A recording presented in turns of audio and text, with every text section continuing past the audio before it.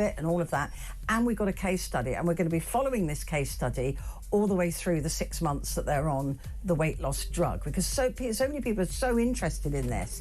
They want to know what the side effects are, what's good about it, what's bad about it, is it safe, is it dangerous? So all of those things we're going to be talking about, and at midnight, because it'll cost the NHS 10 billion if they give everybody that needs it this, but it will save 58 Well, they billion. say, but it could break the NHS. We can't keep giving everybody free skinny drugs. It's ridiculous. Medicate the nation. No, thank you. No, thank you. Gotta go. Be back tomorrow. This is the Basil Fawlty of the Talk. I'll be back tomorrow at 7 p.m.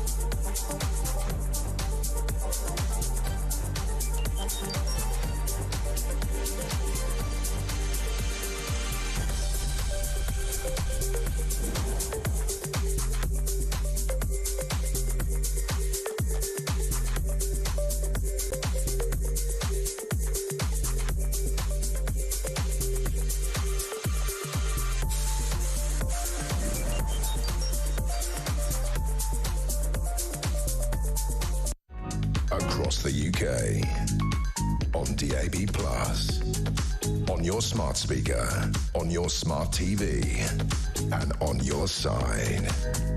This is Talk.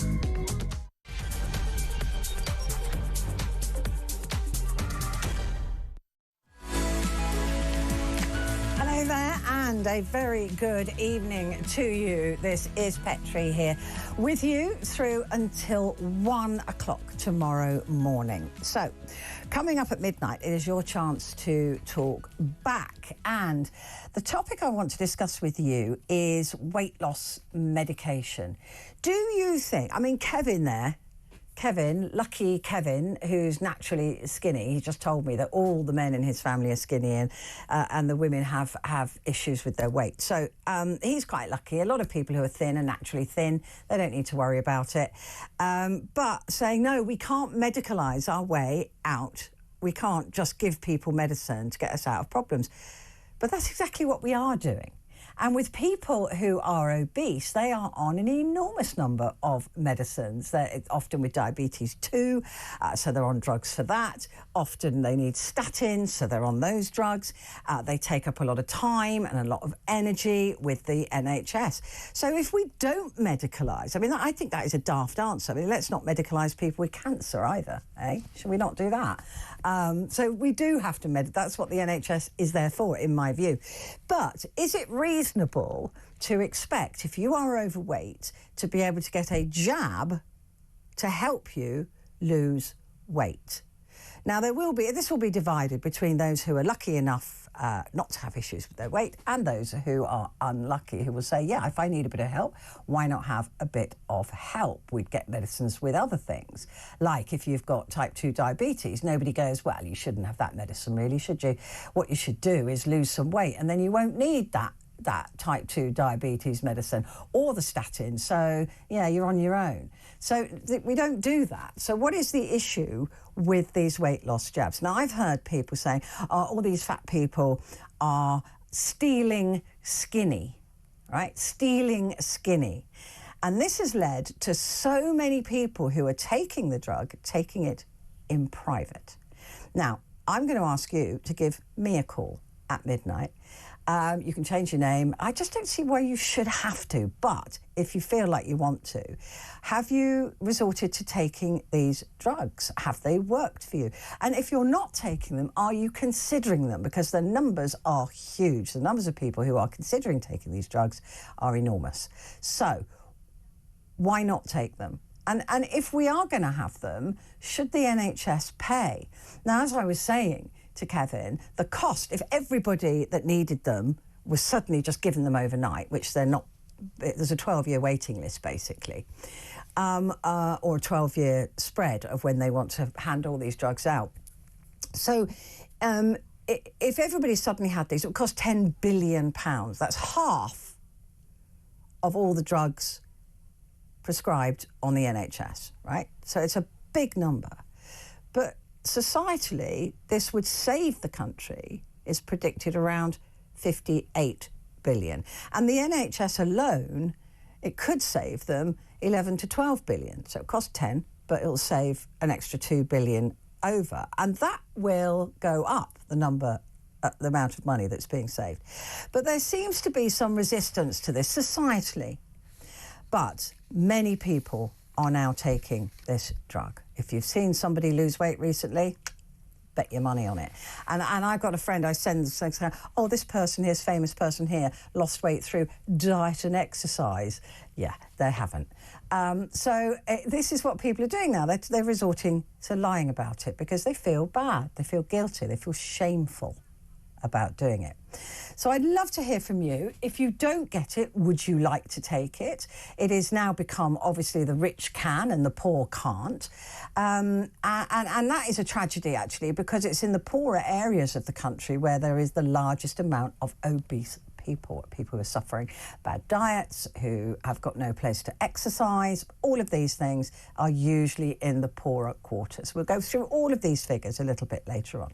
But look, give me a call on this, 0344 499 1000, and you can text the word talk and your message to 87222. So to jab or not to jab. Now, coming up before that, Ed Wiseman is here. Got some massive breaking news about Ed Wiseman. You're not going to want to miss it. He'll be here at 11. Trust me, if you're an Ed Wiseman fan, this is huge. So do stay with me until 11 o'clock when Ed Wiseman will be here to go through the newspapers.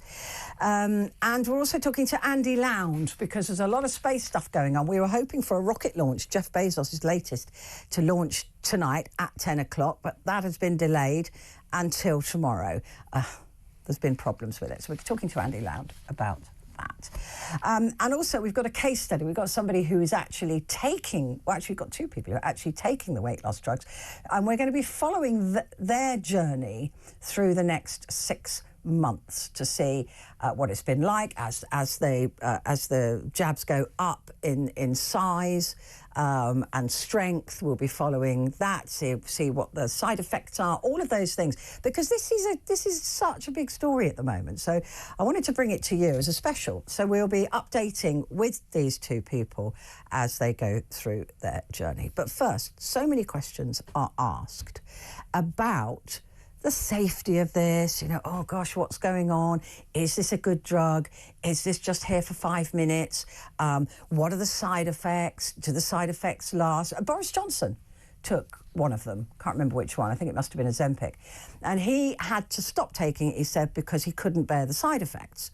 So a lot of people have tried that. We know that all the politicians that are suddenly really thin, they've been taking it. But can you get it on the NHS? Not really at the moment. There's very small numbers of people are being given the opportunity to take these drugs, and usually those people are the ones that are awaiting a operation, and they're too big for the operation, so they've been given the drugs to get them down to wait to have the surgery. So if you're waiting for the NHS, you might be waiting a long time. But as with all drugs, these will get cheaper, because there'll be more and more. You bet your life that every single pharmaceutical company in the world is now trying to create their own weight loss drug. And when they do, the prices will go down. It's the same with everything. So don't panic. But I'd love to hear from you on this. 0344 499 1000. Like I said, though, so many questions to be answered. So we've invited Dr. Amar Khan in to have a chat with us about this. He's an aesthetic and longevity doctor. And like I said, we've got our case study coming up as well. Dr. Khan, good evening. Good evening, Petrie. How are you? I'm good, thank you. Look, this is the topic, isn't it, at the moment? Everybody is talking about it. Everybody is saying, are they on it? Is she on it? Is he on it? But there are also a lot of myths that perhaps need to be busted. In your view, how important is this drug for the health of this country, of the world? I think when it comes to drugs, a lot of people see them as shortcuts. However, there is good evidence to show that this group of medications actually do improve health. We've been looking for a drug, or we used to call it a polydrug, which would work with us to improve our health. It would improve our outlook, reduce the risk of heart disease, diabetes, the things that we encounter as we get older. And this seems to be the one. This seems to be the combination of all of the trials and all of the developments which have come to this. Prior to this, people were taking diabetic drugs like metformin to help improve their health and to maintain their weights. But this seems to be the one that tends to have that epigenetic effect that changes gene expression and isn't just good for weight loss, but it appears to be good for a lot of different health concerns. I was just reading, actually, before I came in, that they're suggesting that Manjaro, this early days yet, might be good for chronic kidney disease. So there's all sorts of new findings. We're hearing that it's good to prevent obesity-related cancers and things like that as well. I mean, somebody has written here saying occasionally a breakthrough comes along that fundamentally transforms the medical landscape. Penicillin, chemotherapy, antiretrovirals for HIV, and now this. This is how big this is for world health. Sure. I mean, I believe that this is the most significant finding of this century. Wow. And if we're looking at what are the big steps that we've taken, I mean, certainly our knowledge, our research and development, and our knowledge of modifiable factors for health and disease are coming along, and there's more and more information coming along all the time. However, if we look at an intervention, this is probably the most significant intervention of this century. And yeah, it's been around for quite a while. Diabetics have been using this group of medication for some time to help control their diabetes. And what was found was that obesity-related diabetes was also being affected. But other risk factors that come with that were also improving, like heart disease. That was one of the first things to be noted. Blood pressure improves, the cholesterol and lipid profile improves. And we're also finding that it does improve longevity. And when we talk about longevity, we don't mean living longer. What we talk about really is extending our health and wellness during our longevity, so improving our health. There are side effects, like with every drug. I mean, if you take out the leaflet in a paracetamol packet, it will take you a day to read it. So there are side effects. Much is made of these side effects. Talk me through those. I think the commonest side effects are feeling full, indigestion. You can become constipated because everything's slowing down a little bit. The gastric and large bowel transit is slowing down. Some people, if they eat too many sugars and high carbohydrate foods, can get what we call the dumping syndrome, where you can get diarrhea. And those are the commonest of side effects. However, people who have, there are risks as well, as with any medication. So if somebody's got gallstones or have had a history of pancreatitis, it can bring that on. People who have medullary thyroid cancer, shouldn't be taking it. That's an absolute contraindication because it can accelerate. It seems to be accelerating that sort of tumour. So it's really important, if you're going to go onto this medication or indeed any medication, that you get assessed properly by a medic who knows what they're doing and who's got experience in using this medication. The side effects as well, many people report that they can dissipate or return, or, you know, they're not for the whole journey, that they can be, if you go up a dose, then you might get it then, you might not have had it before, but tend not to last that long, or they are at least manageable in most cases. Absolutely. Most side effects are manageable. If we know what's coming, we can then avoid it. Some people take something that reduces acid, a PPI, such as omeprazole or Nexium, to mitigate those side effects. And they usually occur when we change the dose. When we first go onto a medication, we get some side effects, your body gets used to it and attenuates, so those side effects slowly disappear. And they come back when we up the dose to the next level. And again, they settle down after a while because our bodies get used to it. And it's really important, isn't it, that you don't start on the higher doses. People who do that tend to get themselves into trouble. They think, oh, I'll go straight to the higher dose. You've got to go up slowly. Absolutely. And it's got to be monitored because you may not need to go to that next level. So somebody who goes onto a small dose, the initial microdosing, for your body to get used to it, may start to see the changes in their weight at that level. That means that they don't have to go up to the next level.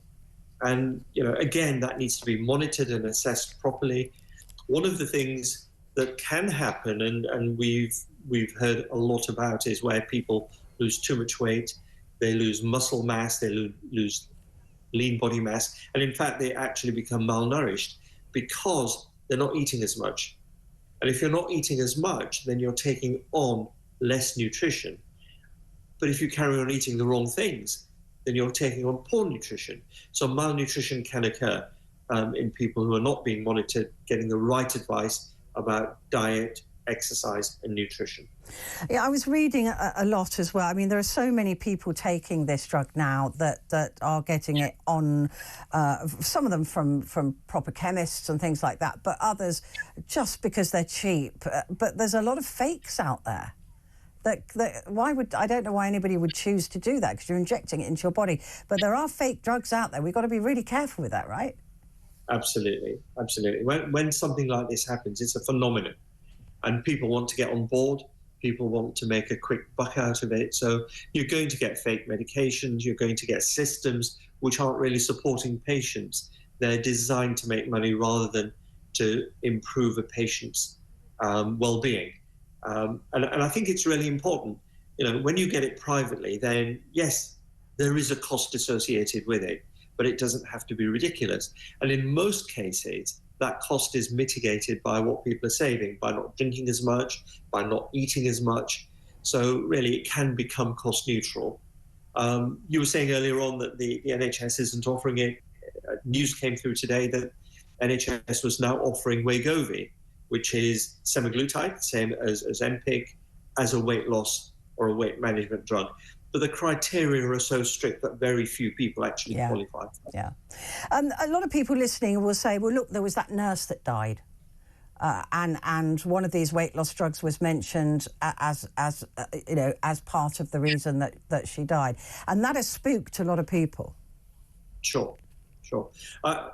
It's very difficult without knowing all the facts. It's difficult to point a finger at any specific thing because, if you give enough people a medication, there will be people who are going to die at some stage. So, deaths do occur, and there are lots of causes for death.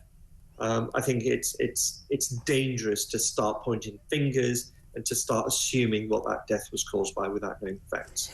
Another question that people ask is who shouldn't take it? Because from what, again, I've been reading, a lot of people say, all these people are turning up at hospital using these weight loss drugs. But if you dig deeper into those numbers, it's thin people who started taking it to lose a little bit of weight. And why is it not suitable for those people? I think there is a danger that, people who are very thin and maybe have psychological problems like anorexia, that they revert to the drugs because they feel that it can help them achieve what they want. And it's another reason why it's really important to have a face-to-face consultation, because there are many systems out there which are giving the right medication. There is, as ethical as it can be, but there is a danger that people can manipulate it as well. And when things go wrong, it isn't always a system's fault. It's not the doctor's fault, always. It's not always the fault of the practitioner. People or the drug. Or the drug. Yeah. And people have to take responsibility themselves when they go on to medication. If they're taking it for the wrong reasons, things can go wrong. And a lot of these people will not want to be seen. They won't want to be monitored because the answer to their question, can I take this, is going to be no. Yeah. Why is it that there is such shame, do you think, when people take this drug? I think it's a cultural thing. There's a shame when people have Botox. There's a shame associated with wanting to be the best you and to say that you want to be the best you. I think we're in a society where we don't want to say what we really want. It's difficult to express yourself. I think, it's like hearing aids, I suppose. Wearing glasses is okay, but being deaf, there's a shame around it. So, we're a society where we don't really deal with wanting to improve ourselves and better ourselves very well. And I think we associate that with it being shameful. If you had shares in Weight Watchers right now, would you be getting rid of them? I'll be putting them into the weight loss drugs. Yes. I think those share prices have gone up already. I think that boat sailed. Yeah, it's a $6 billion industry, just diet books and stuff alone. They must be absolutely going, well, that's pulp. That's no good. Listen, Doctor, I know that I talked about having a case study. You are one of those case studies, and we're going to meet the other case study in just a moment. So, Dr. Ahmed Khan from Harley Street Skin Clinic, just wait there. And I'm afraid Timmy will be with us next.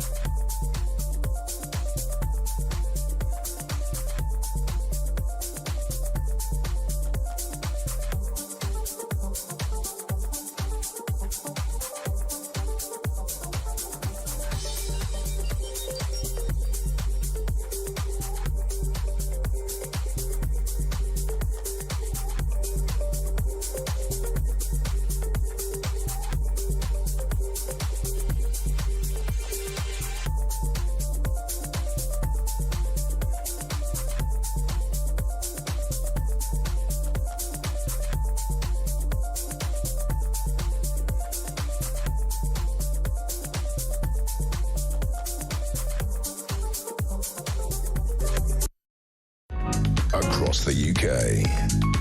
On DAB+, on your smart speaker, on your smart TV, and on your side. This is Talk. Hi there and a good evening to you. It's Petrie here with you until 1 o'clock. And we're talking about these weight loss jabs, this golden ticket, if you like, to a healthier life. And at midnight, I'll be asking you, do you want to take these drugs? Are you desperate to take them? You've tried the NHS. You can't afford to go private. You think they should be more available. Or do you think that, no, if you want these things, pay for them because the NHS shouldn't have to pay for you just because you're fat and lazy. And that's what a lot of people are saying. So we decided to follow two people on their journey through these weight loss drugs. Dr. Arma Khan, we've just spoken to. The other one is a friend of mine called Timmy Alexis Carrington-Ward, and I've got a little clip for you. I've got a video to show you because they're doing this as well on the Harley Street Skin Clinic's website, so you can go there and watch all the updates as they go through it, because they're videoing it, they're talking about it, they're doing all of those things and then putting these clips on their website, so you can watch their journey. But also we will be following it as well if you don't have access to that. So here is the beginning of that journey for Timmy and Arma Khan. My name is Timmy. I'm an actor stroke broadcaster. Timmy has been a friend and a client of ours for many, many years. I'm here to see Dr. Khan today because I am suffering with what most men probably will be of my age, which is 55, of a tummy. Okay, Tim, tell me a little bit about your concerns about your body. Diets in the past have been a mission. The big example was my niece got married this year. I had to lose weight. I have tried very hard. The wedding came and went. As my niece was coming up the aisle, I could just hear my stomach rumbling. Like a month later, I was just back to where I started. For nothing, because the minute you stop, you're back to square one. Now, if we do exercise and we do have a good diet, we won't have as much fat there. But it's just got to that age where it's just taken so long. I'm 62 now. It's very, very difficult to lose once we start to age. I used to be an athlete. Naturally, I had very low body fat. But over the years, that's changed. So I need additional help. We all know that there has been a rise in not just the media coverage, but also the use of semaglutide in the form of Ozempic, Wegovy, or Mounjaro. We now have a solution for one of the hallmarks of aging, it's metabolic dysregulation. How tall do you think you are? 5'7". You're spot on. So we can now start to look at an intervention, which is a metabolic reset using a medication. So I weigh 90.2 kilograms. We are going to start a program together where we can be buddies, we can motivate each other, and we can have a little bit of a competition, I think, in our metabolic reset. You've got upper quadrant and lower quadrant. So these are the points of injection. I don't eat a lot of fast food.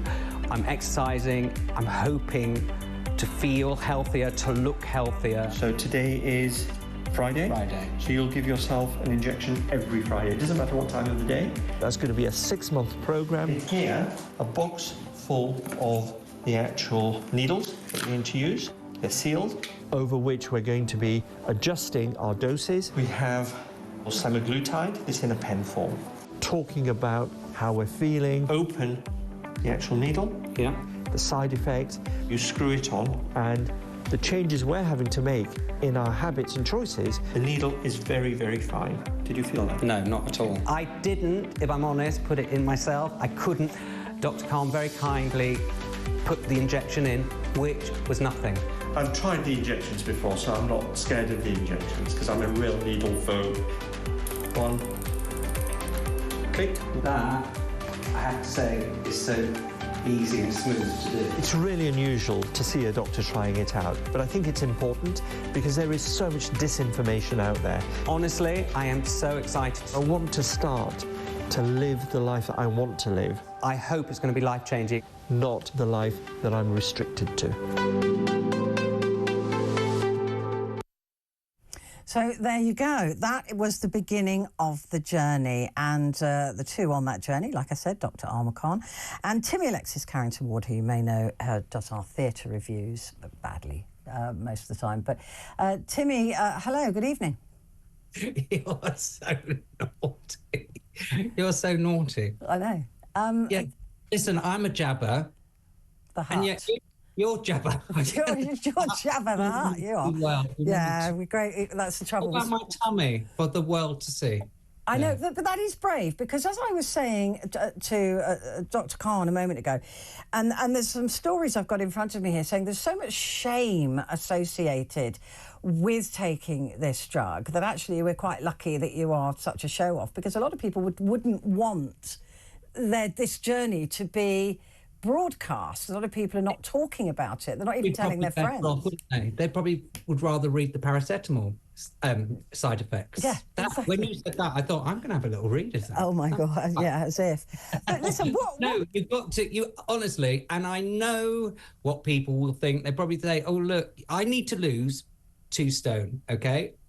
I've done diets, and it just takes you to a different place. 6 months it took me, I said on that VT, as they say, to lose it.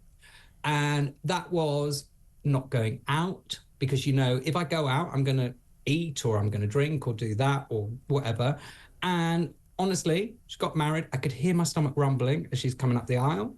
And then a month later, it all went back on. Absolutely went back on. Again, though, I mean, I've got people messaging me saying, well, then you just go back on a diet. Just do. Absolutely. I mean, I don't know why there is such a resistance to this easier way, if you like, of losing weight, but there is. A lot of people go, well, you're just lazy and fat. Well, I would say being on that diet, like I say, I was like a Marine, as it were. It was just this, and you couldn't think of anything else. With this drug, it takes away, which I've spoken to you about, actually, it takes away the sound of the fridge. Yeah. And by that, I mean, I know for a fact, if my other half has brought any food into the house and then he goes off to work, that it just talks to you. Yeah. So, yeah, it just talks to you. I'm quite lonely now. Yeah, you've got no food talking to you, have you? Now, but it honestly has taken that away. I would be walking back and forth to the fridge, and I would be, even when I'm chatting to you on the phone, you used to phone me up and there'd be something in my mouth. Sounds good. But you were always eating. Yeah, that is true. But a lot of people say, well, I don't want to, I'll enjoy food. Do I lose my enjoyment of food? My friend Heather, I call her Deaf Steph, she said to me, why would you want to give up something that gives you pleasure? And I actually said to her, what seems to happen here is you don't have the craving for it, so you're not giving it up. So listen, it's out there. If I can have this journey without it feeling like that 6 months of, I've got to do this, I've got to lose this weight, I can't go here, I'm thinking about food all the time, why would you not take it? Then just before I bring Alma back in, you were worried about in fact, we spoke before you had to inject yourself, because you were really worried. In fact, Alma had to do your first injection for you. My hand would not move. Yeah. They're ready, and I said, this hand is not working. What's that? What was that like for you, though, when you had to inject? Because a lot of people, again, will be going, well, I'm a needle phobe, but there's no way I could do that. Like I say, the first time my hand wouldn't do it, and Dr. Khan did it for me, and then I had to hold it, and this all sounds so innuendo, doesn't it? But then I held it and had to count to 10. But then the following Friday, I did man up and do it myself, and it really is the most tiniest of needles. You don't feel it at all. But it's just a foreign thing, isn't it? Not obviously for people that have to inject themselves. They get used to it. They get over it. My niece even had to for a time to get her blood thinner. But the first time it was just like crazy. And you think about nurses and things having to do it in a tangerine, don't they? They syringe a tangerine and have to go through all that. So, but it's totally fine once you get over the initial. it's fine. So you're on the microdose at the moment, so no side effects so far for you? Okay, so I tell you what, it was, I don't know. So I started it off, I did have flu, so I wasn't feeling well. So I can't really say side effects, but I don't know if it's psychosomatic, but it almost instantly stopped that fridge noise. And I've noticed, because we're into the second week now, so I've had a second injection. That's good, isn't it? I like Carol Vorderman, second week, second injection. I feel so full. There's been a day, and listen, I wake up and I want to go straight to the fridge, and I'm one of those that can have the dessert from the night before with my morning coffee, or the meat from the night before with my coffee. But I've been getting up, and it just hasn't been there. It has not been there, and sometimes I've not eaten till about 2. And even then, I've had a slice of toast with salmon on it, cut it in half, gone like that, and I just could not face the second. That's how I eat, by the way. But I couldn't finish the second bit of the toast and put it back in the fridge for later. I mean, that is amazing. I know you're a pig, basically. But I didn't know you had a flu. I mean, that you should have told me. Probably more than 6 times a day. Let's bring. I didn't know you were colourblind, but that has actually turned out all right. Let's bring Dr. Khan back in at this point as well. You said that. I mean, you do presumably you do Botox jabs and things like that. But you say you said you were a needle phobe, which is quite concerning. For you, what's it been like as well? Because you both started at exactly the same time. You're yet, both of you, I believe, to have a weigh-in. You'll do that at the month's point. But for you, Arma, what's it been like? Very similar to Timmy, apart from the fact that I felt full. After the initial injection, and you know, I'm a needle phobe, and that, I suppose, gives me a little bit of empathy with my patients. Yeah, so you know, a lot of my patients say, you know, you're very gentle with the needles, and you know, and that's because I understand how they might feel. He has got a lovely bedside manner. I can vouch for that. Thank you. But it's, you know, giving myself an injection isn't the easiest of things. Especially when I look at it. When you look at it, your hand does freeze. You can't move your hand. Really? So, you know, I normally grab, look at it, then look away, and then jab, and you just don't feel it. So these are techniques we develop. But my feelings were that, you know, within a day or so, I wasn't eating as much. My portion size had come down. Leslie's an amazing cook, and she cooks from scratch.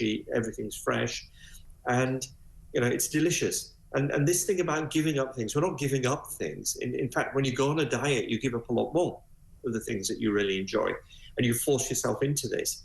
But here, I was having my meal, I ate half the plate, and that was it. I was full, and we put it away for the next day, and I enjoyed it the next day as well. So that is a thing, that you are still eating stuff that you can. So that's different from dieting as well. And actually, I have to say, thanks to the lovely doctor, that I don't think I would have done it without him. I was going in for a procedure, and this is how we got chatting about it. I was saying, is there a size you would say no to, blah, blah, blah. And he said, well, we would check your blood and everything. I said, so you're sort of like looking at me thinking I could have it. And then I said to him, would you ever do it? I looked at his tummy and I thought, would you ever do it? Anyway, after that, he sidled up to me outside in the reception and said, why don't we do this together and vlog it? So is that where had you decided to do it before that, Dr. Khan, or? Well, I was thinking about it, and I think, you know, after our discussion, that made the decision for me. And it's good on a number of different levels. One is that we're doing it together. Secondly, I manage people who are on it. So, you know, and we do talk about diet, exercise, nutrition, and that's really important to talk about, because without that, I would have done it with you. I wouldn't have done it, I don't think, without, because I'm too scaredy cat. I know we shouldn't be, but I would be too scaredy cat. By the way, before he starts going on, we haven't got much time left, so you okay. He said to me, and we have to do 10k steps, 10,000 steps. I was just going to ask that. You know what? The first weekend, he spent it all in bed. So don't. The doctors are the worst. Doctors Honestly, are I'm the out there worst. doing my 10,000 steps and he's having a lie-in. Doctors are often the worst patients. Listen, I'm really excited to follow both of you on this journey.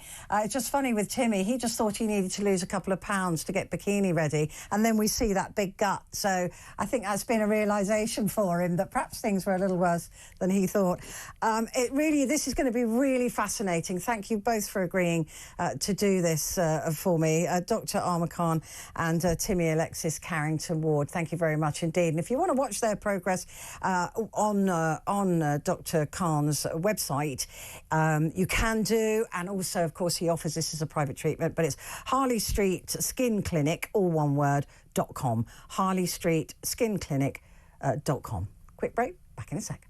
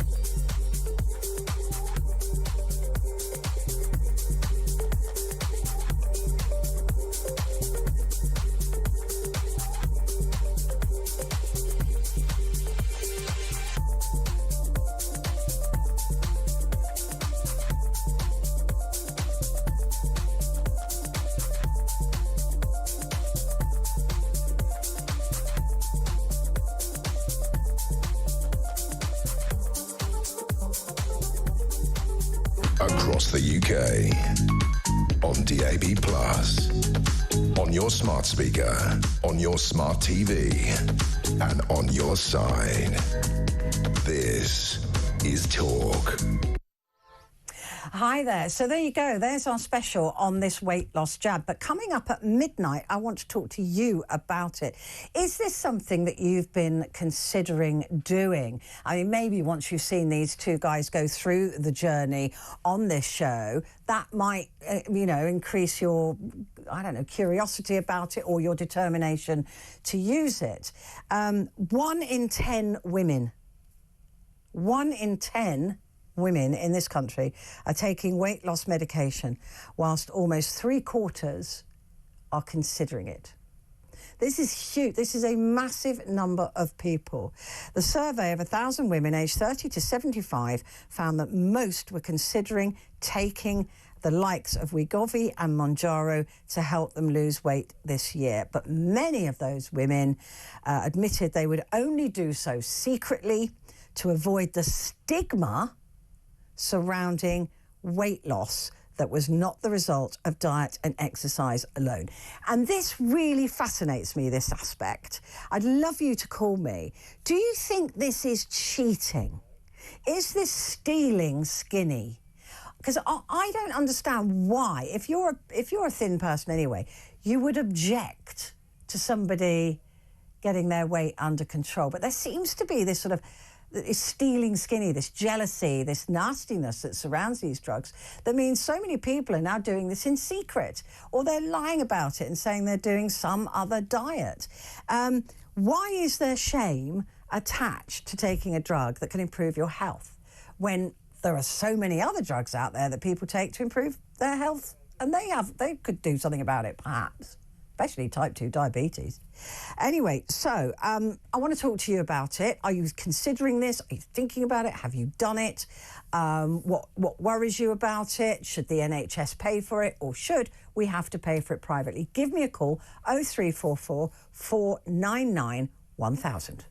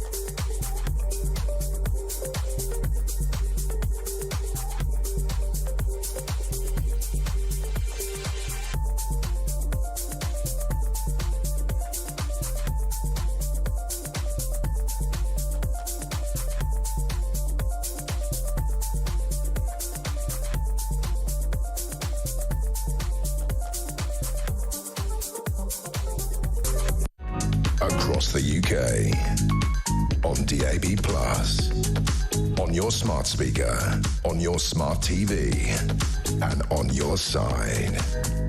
This is Talk. Hi there, and a good evening to you. Just a reminder that we have Ed Wiseman in the studio at the top of the hour. We have big news about Ed. We have big news. So stay where you are for that. But now we are going to join Andy Lound, our space expert, because 10 o'clock was meant to be the launch of a rocket by Jeff Bezos. I don't think he was in it, but... and it was postponed. So Andy Lound is here to explain to us why. Andy, thank you for joining me. No, thank you for having me again. So what has happened to this rocket? Because everybody's waiting. He's trying to take on Musk, right, in SpaceX, and he's not doing so well so far. Well, this was Musk's launch today. Oh, was it Musk's launch today? Yes, it was SpaceX's flight number 7 was the planned mission today at 10 o'clock this evening. I thought it was Bezos's one. Bezos was going to launch earlier in the week on Monday, and that was cancelled due to a technical problem with that. And today was going to be a very important launch for the largest rocket ever built. This is the new version as well of SpaceX's Starliner, so it's actually slightly taller again. It's well over 400 foot tall. But it was cancelled purely due to weather. It's a weather conditions issue, and the reason for that was because on this particular mission they were going to launch it up. The main spacecraft itself, the beautiful big beastie, was going to go into space and was going to start to demonstrate deploying material into space. First time for attempting to do it, and then that would actually then the Starliner would then actually the Starship would actually crash back down into the ocean. But the first stage would actually then come back and was going to land in the chopsticks of its Yeah, that's fascinating. That system is amazing. Yeah, but it would need good weather to do that. They need specific weather conditions to do that to make it safely, and they weren't there, so they may go again for that tomorrow now. And this is important because they've done a total of 6 launches so far, 2 in 1 year, 4 in the next. but they're expecting to have 25 launches of the largest rocket ever built during this year, doing a variety of tests, including the test to refuel the spacecraft while it's in space, which will be a first beyond belief. And the aim is probably by 2030 to have up to 100 launches a year, bringing the costs down from a standard launch of a non-reusable system would be $100 million a flight. These will be down to something like $6 million a flight because it's fully reusable. So you can see the cost is going to be fantastic. And the more they can launch, the more ratings they can get doing with it, the cheaper that will be to put equipment and people into space. That is extraordinary, isn't it? It's like everything, I suppose. The more of it there is, the cheaper it gets. This launch, was this a heavy payload disperser or for the smaller stuff? Yeah. It was for the heavy stuff. Yeah, so how does it carry those? Say a big satellite they want to launch into space. Yeah. You showed me the rocket. Where does that go? Yeah, there are various versions of this. On this particular type, it'll have some doors mounted on the top here, which will open, and then the satellite then can deploy. Wow. So there are a variety of configurations of the top section here that it can use as cargo for deployment, or if it's got people. This is actually the crew one we can see there. All these little dots here, they're the windows, because the final crew version of it, which would probably be version 3, something like that, could carry up to 100 people. Think of that, 100 people into space in a flight. Think of that. That's a staggering concept which is looking at doing. So it'll have a complete variety of configurations. It's scheduled to put the first humans back onto the surface of the moon, of course, in a few years' time. So that'll be quite an exciting because the whole unit will actually land on the surface of the moon. It looked like something from the 1950s when it comes down. And then, of course, it would be able to come back and land down here on the Earth as well, refitted for it to be relaunched again.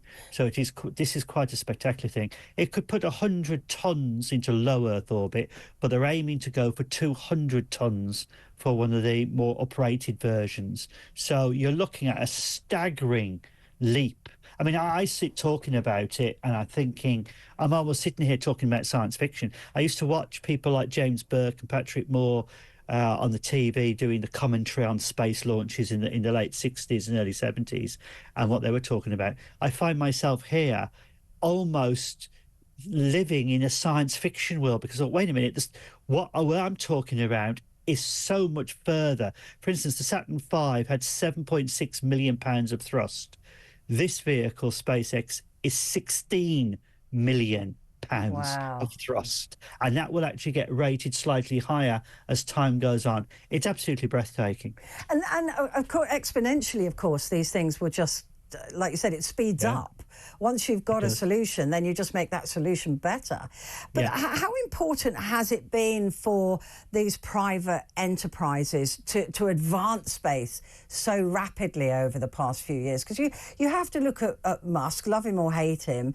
You know, he's put some cash into this. He wants this to work. And now we've got the likes of Jeff Bezos, we know, is also one of the richest men in the world. Other people will want in on this, presumably. They will. I mean, they've actually proven that the official government organisation, NASA, of course, is an umbrella organisation that covers lots of agencies and things like that and institutions. And they were going on for their launch system, which they're developing at the moment. But that's taken many years to develop and is still not there yet. And then SpaceX have come in with Elon Musk as a man who just gets things done, puts the money in it, gets the right engineers and people together, get on with it. Here's the money, do it. And I'm not going to interfere with you, let you get on with the engineering. And they're just allowed to get on with it. And I think he's been able to get around some of the red tape that you have within a government agency. He hasn't got that. He's just going for it. And, you know, for instance, if the engineers could be working 12 to 16 hours a day because they want to get the job done, they're let to move on to it. If you're in a government agency, oh, no, you can't work longer than this. You can't work on a Saturday. You can't do this on a Sunday. That doesn't happen.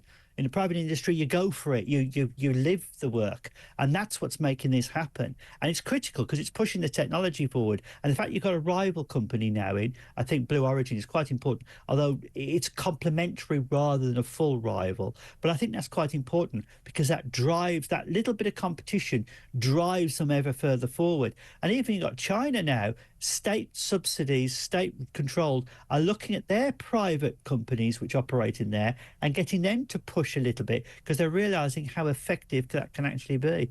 Well, it's the old space race, isn't it? About hotting up again. But what is next for these private enterprises? So we start to see bigger rockets going up and coming back, and then we payloads being, you know, they're selling the space to get satellites. At some point or other, there's not going to be so many people who want so many satellites taken up to space, presumably, unless they all fall out of the sky. Is this a business model that can keep going and going? Yes, it is, because the next stage, of course, is going to the moon. The Artemis program is going. 2 moon landers have been launched today by SpaceX with a smaller rocket, the Falcon 9. Again, private industry designed space landers, working with the government, doing various tests on the surface of the moon regarding the nature of the regolith, the soil, if you like, which is like a powder material, which is very important to study that in extreme detail, because the moon is the next place to explore. The moon for natural minerals, resources, lithium, helium-3, if we want nuclear fusion power stations, then helium-3 is an isotope of helium which is only available in space. It doesn't actually exist naturally on the Earth, so that's going to be needed. Mining the asteroids, so that's necessary to actually do that. So you're going to need private companies doing that. A rocket carrying 100 people, for instance, 100 people could be, for instance, like prospectors, miners, their equipment and all that material to go to the moon. There is a lot of work to be done out there. And once the big cost problems have been getting there, and once you've actually solved that problem, then the economics of mining materials that we need on our planet will actually become practical. And that's something. So there's never any, it's a big universe out there. It's a big solar system. There's the moon to go to, the asteroids to go to. And of course, the ultimate is going to Mars, where Musk wants to set up a Mars base, permanent Mars base. He wants 1 million humans living on Mars within the next century. And the way things are going, if this works, it would be fantastic. But the other benefit is pure exploration alone has the opportunity here now, because it would be cost effective on a spacecraft that could carry 100 people. Say you put 50 people in there, the medical people, of course, are necessary there, the engineers, but think of how many scientists you could actually put on there going for exploration, refueling the spacecraft, going on to the moons of Jupiter, for instance. That will be within our grasp if this system works. 25 launches this year will prove the entire system, and suddenly the whole solar system is open for scientific and exploration study. So this isn't just about Musk wanting to be an adventurer, if you like. This is about making money as well. Yes. Oh, yeah. Because he expects to make the money back with this lithium. Yes, he does. I mean, as people hire the vehicle for various practical reasons, then, of course, that frees up the spacecraft for funding missions to do pure exploration. But, of course, because the cost of the launches will be relatively cheap compared to the used to, nations like, say, the European Space Agency can think, well, wait a minute, we could actually put our teams together here, and the universities and say 30 countries could work together. We could fund a mission now where we want to go, and suddenly it becomes cost effective to do these things. Musk becomes the, if you like, the activator to get these things done. He's the catalyst for getting all these other people. He becomes the Uber of space. So. Yeah, wouldn't that be great? Just pick up the phone. Yeah, but if you think about it, he's looking at doing at least 2 launches a day, possibly. I know, that's at some point. Now, if he's doing that at some point, maybe 1 heavy lift a day, 1 smaller lift a day, that becomes incredible what we could be doing for exploration in space. Space becomes incredibly a new. It becomes accessible, doesn't it? I think have we lost Andy there? We've lost Andy there. Sorry, space getting involved, breaking down our communications there. Andy Lowndes there, space expert. It's extraordinary, isn't it, to think about all the adventures and all the differences that are going to happen with space in the coming years. We may even see it in our lifetime. You just never know, although you never get me going up there. Ooh, no, thank you. Right, Andy, thank you very much indeed. Coming up, of course, at midnight is the phone-in, and I do want to hear your view about these weight loss drugs. Do you think it's cheating? Do you think it's wrong? Are you desperate to try them yourself, but you can't afford them? Where do you stand on this? And do you think the NHS actually should be increasing giving out these drugs with all the savings that it will eventually make? Give me a call, 0344 499 1000. Those calls are charged at national rate. Coming up, though, in just a few moments' time is Ed Wiseman, and there is big news. So you're going to want to find out what that is. Stay where you are.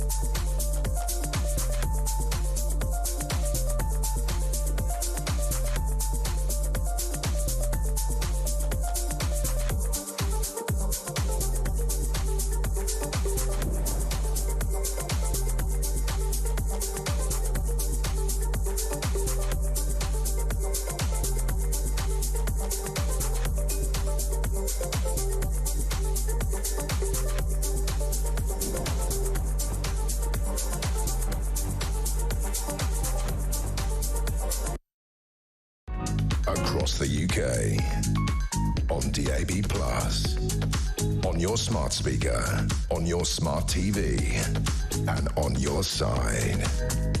This is Talk.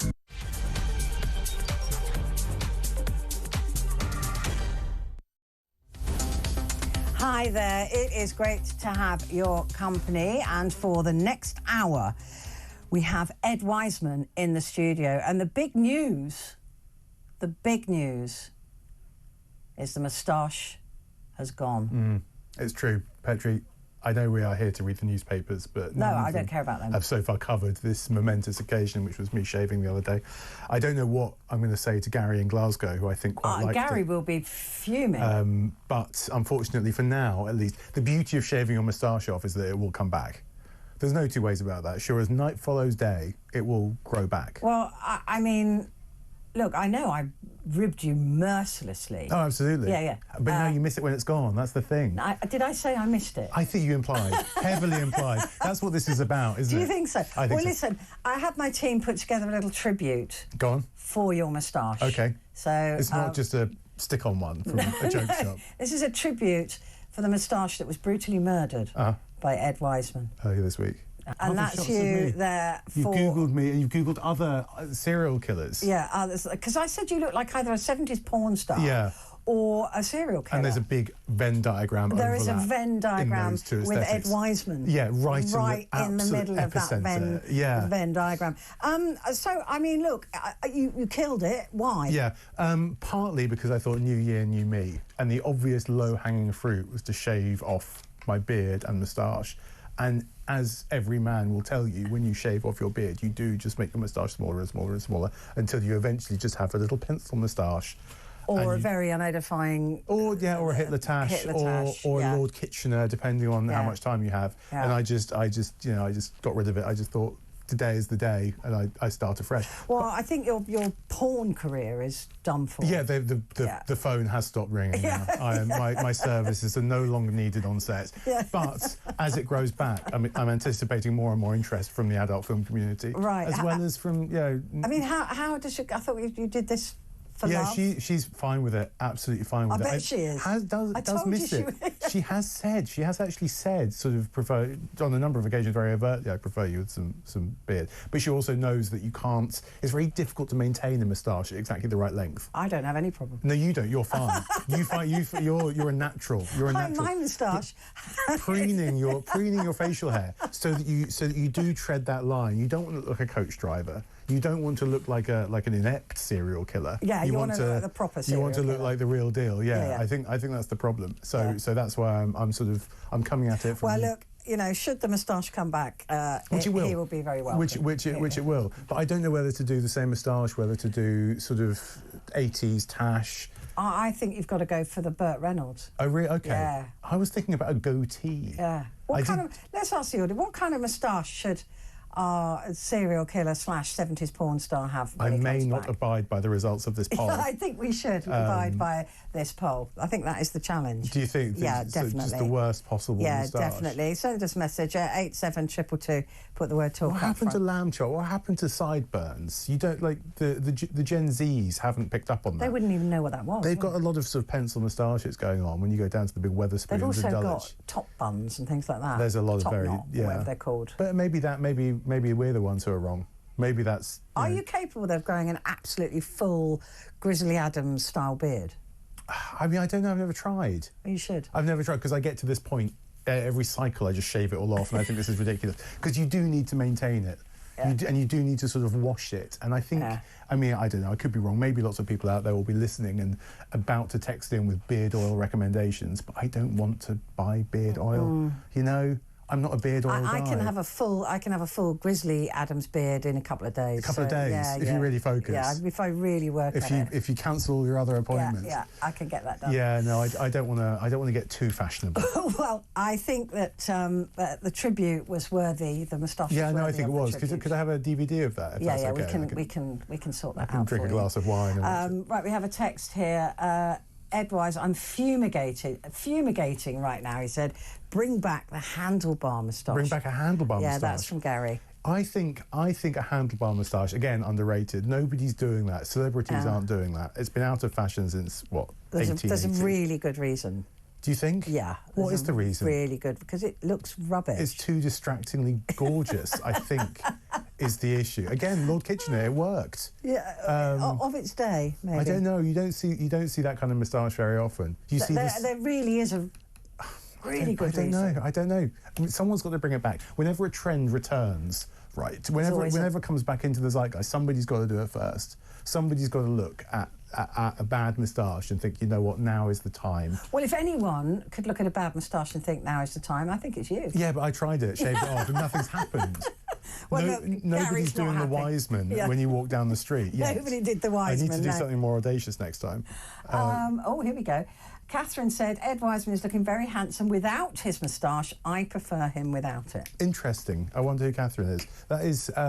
that's Brackett's mum. Yeah, I was going to say, do you have a capacity on that machine to sort into yays and nays? Because we'll just see them coming through. Yeah, I'll just let you know as we go through it. And at the end, I'll top them up and I'll use that to steer my... No, we'll be telling you what to do. So look, we know about yo-yo moustaching now. Okay. What about yo-yo dieting? See what I did there? Yeah, I see that segue. That was clever. Very smart. That was good. You've been planning that all evening. I really haven't. Yo-yo dieting. I think I was listening. These weight loss drugs I'm talking about. Yeah. I was listening earlier to what you were saying. I am interested. Like you said, there's a shame element. People are hiding it. I'm fascinated by that. Really interesting, because people are also ashamed of antidepressants. Yes, and that's a whole world of people being very deeply embarrassed that they're taking antidepressants. In a way you wouldn't be with ibuprofen. Yeah. Nobody sort of hides that. Or any other drug where it's a physical malady. If you say, yeah, I've got antibiotics. Well, people with type 2 diabetes, which might be caused by their weight, they're not ashamed to be taking those drugs. But there was a hoo-ha. Remember when Theresa May had She had that thing on her arm. I don't know. I think she had type 1. She had type 1, but it was highlighted that you could see it over her dress. So there is obviously scrutiny when people are seen to be taking some sort of medical action. So maybe people are right to feel a little bit sort of scrutinised by it, a little bit as though... But it's odd, isn't it, that all these people are feeling shame, because all they're trying to do is make themselves healthier. And better, but there's something about... I've read quite a lot of stuff where these women are going, oh, you know, I've been taking it secretly, I can't tell my friends because they accuse other people of stealing skinny.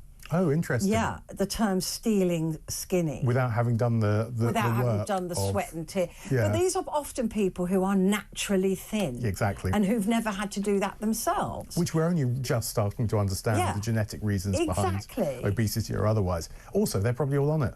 That's the thing. If you're taking it secretly and they're making snide comments about other people who are taking it... Maybe they are too. They're all, everyone's doing it. Well, I think everybody is doing it. And you see all these celebrities going, oh, yeah, no, I was told I was overweight, so I started a new programme of... And you go, yeah, whatever. No, you haven't. All these celebrities who wake up at 5 and go for a jog, none of them are doing it. None of them. Wake Why up would at 5, you? have a Greggs. They might wake up at 5 and tell somebody else to go for a jog for them. Yeah, exactly. Outsource the exercise. Outsource the exercise. But that is that's the other side of this. I think what's interesting is that we talk a lot about weight loss, but there is also a different side of health, which is going for a run or going for a cycle. Which you can't do if you're carrying weight. Which you can't do if... No, exactly. It's the sort of... The weight loss drugs are the precursor to then having a healthier lifestyle. Yeah. So it's not like you're just taking a shortcut. You're just medicating yourself so you can do it. But isn't it interesting that some people, a lot of people actually, are hacked off about it? It's weird. It's been weirdly divisive. Well, the only thing I've ever had over my fat friend is that I was thin and she was fat, and now she's thin and looking gorgeous. Yeah. I haven't got a fat friend. It's almost that. If that's your social capital, if that's who you are in the world... If that's who you are, I don't want that as a friend. Everybody can be that. Yeah,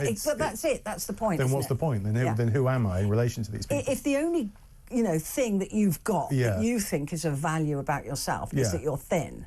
But and now everybody can attain that, like you were just saying. Then what's the point? Then what's the point? Who am I? What's maybe my identity if I'm not the skinny one? Or, I mean, maybe it's much more complicated than that. Maybe that's a reductive take, but I think that there are definitely people out there who feel threatened by it. They do. If everybody can be beautiful, then sort of what's the point? Yeah, where do they then stand out? Yeah. But it's interesting that you drew a parallel there with antidepressants, because I hadn't thought of it in those terms, but you're absolutely right. There are people who take antidepressants and they have to take that, again, short term maybe, just to give some respite to that ongoing nightmare that they might be living through, but they're too ashamed to say it. Yes. And you'd think that other people would go, no, good for you. Yeah, absolutely. Most people in their lives would be supportive. Yeah, most people would. And it's a bit like the weight loss drugs. It does enable you. It's not like, it gives you respite from that. And it means that you can build healthier habits. It means that instead of being in bed feeling awful, you can get up and make yourself a slice of toast, and that starts the ball rolling. And I'm sure that's the case with all the weight loss drugs. There are people who are locked away in their homes because they can't get out, or they're too ashamed to get out. Yeah. They won't go to the supermarket because they don't want people looking in their shopping trolley. They're judged. A lot of shame everywhere. A lot of shame. And it was interesting that the doctor was saying earlier on that we don't seem to be in this country very encouraging of people improving themselves. No. Like if somebody goes and has nice veneers, but I'm not talking about the turkey teeth, Essex teeth. But and they go, I see you've had your teeth. There's nothing. You're almost ashamed. Again, it's teeth. I've had my teeth done. People are ashamed of that. Yeah. You've had your teeth whitened. Why have you done that? Oh, because you could have done that yourself if you didn't drink red wine, or you. So the and shame, I think that we pile on each other. We love it here. And I wonder how different it is if you are Ozempic or if you are manufacturing these drugs that make people skinny, how different it is in California compared to London. What are the different attitudes and approaches? Because I bet they're popping them sort of every morning. They love it. Whereas here it's somehow we've become embarrassed about it because that's what we do as a nation. We found a way to be a bit awkward about what is actually just taking it's a new drug for sure. But we're being weird about it. It's odd to feel shame for doing something that ultimately, and we still don't know there's lots and lots of benefits that come with this drug, or with these drugs. They're two different drugs, aren't they? But it seems that there's a lot of good news that goes with this. I don't know why people wouldn't be going, oh, well done. Yeah. I'm so pleased for you. You've That's got on that. Really yeah, good. Brilliant. That's Brilliant. You know, you're making a positive change. Yeah. Maybe part of it is acknowledging that you were very overweight in the first place. And there's probably some people who are just like a fairly healthy weight but want to slim down a bit to get beach body ready, who are in a different category to people who are so morbidly obese that they can't leave their flats. Or don't want to for fear of judgment. Yeah, exactly. Yeah. And people, I don't know. But all of this is about people's perception of themselves. It is. And a lot of that is slightly imaginary. I'm sure that lots of people think of themselves as being incredibly obese and everybody's going to be looking at them, but ultimately, in a world where a lot of people are fat, most people won't look twice. But that's the point, isn't it, as well? We've got a problem with obesity in this country, although I was reading a report the other day that says it has now peaked. Oh, good. And they think that it's peaked because of these drugs, Oh, because really? there are so many people on these drugs, but they're getting them perhaps through online chemists and prescriptions that way and paying for them, so they don't turn up on the stats, official figures. But there are hundreds of thousands, you know, potentially million on this drug already. So if it peaks obesity, then the costs will come down in the NHS. In healthcare, But again, if everybody who needed it, it's 3.4 million at the moment who are considered to have a comorbidity issue with their obesity. Some people are healthy, but some people have got type 2 diabetes or something else associated with weight. It would cost the NHS £10 billion a year. That is half of all medications that are prescribed. But you've got to ask yourself, what are the other medications being prescribed? I bet you a huge chunk of that is type 2 diabetes medication.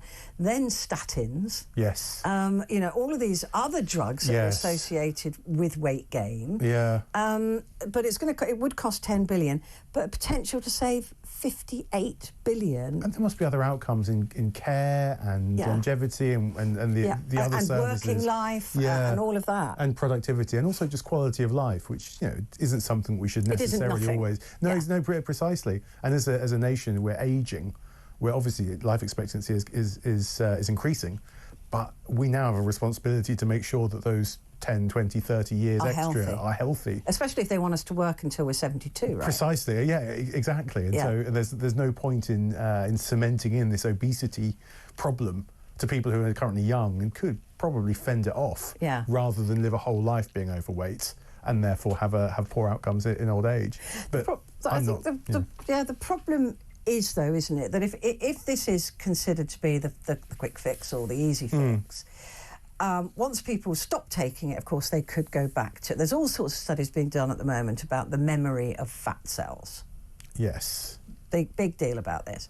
Because I once said to a doctor, when you get a bit older, your metabolism slows down, it's difficult to... He said, there's no such thing. That is rubbish. That doesn't exist. But what it is that your fat cells have a memory. So you lose weight and your fat cell it shrinks, but it's still there, waiting for more fat to go into it. And your body has this weight that it likes to be. So if you've been obese for a long time, the fat cell has that memory. So that's why when you diet and you stop dieting, all that weight goes back on. And it's not because you're shoveling food down your gob, it's because your fat cells are then going, oh, good, we've got all this food extra coming in now, we can expand to the point, and then it goes over that to make sure that it can retain the weight that it knows. Interesting. Right, so that's the latest studies. And they're saying that these drugs, as long as you take them for a year or whatever, is that your body then has another memory. I see. Of the fat cells retain that memory of you surviving at that weight. So it goes, oh, I can survive at that weight.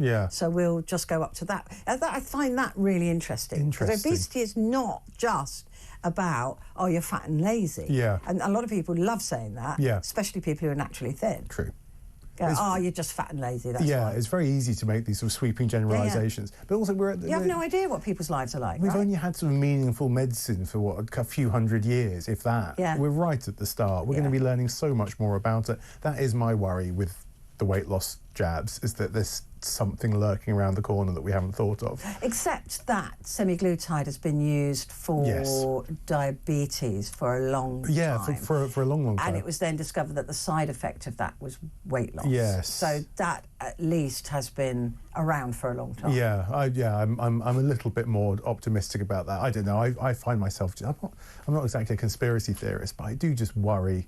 Look, where the pharmacies can make money, where the big pharmaceutical companies can make money, they're going to make it. Yeah. And if people start dying, they stop making it. Yeah. So it's in their interest to make it. It's been a while since there's been a huge medical scandal, isn't there? And it's been a while since there's been a huge medical breakthrough. Yes.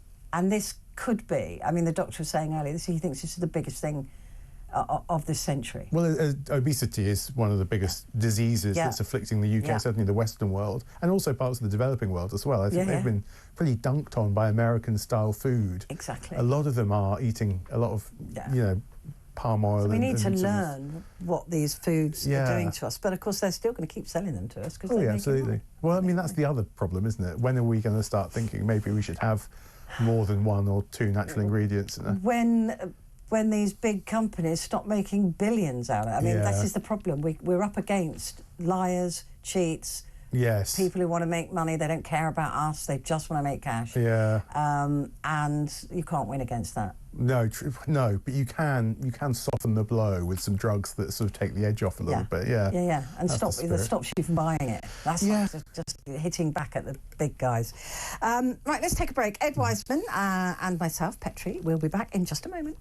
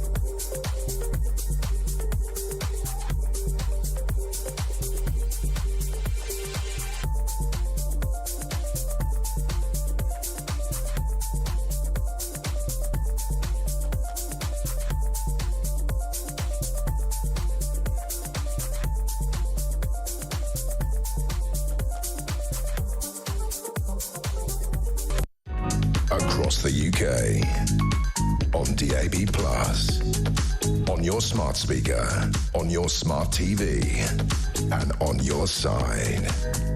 This is Talk. Hi there, great to have your company, and we are also in the company of Ed Wiseman, transport and travel journalist and moustache murderer, that he's killed off the moustache. We are starting to get some ideas in for you. I'd like you to consider.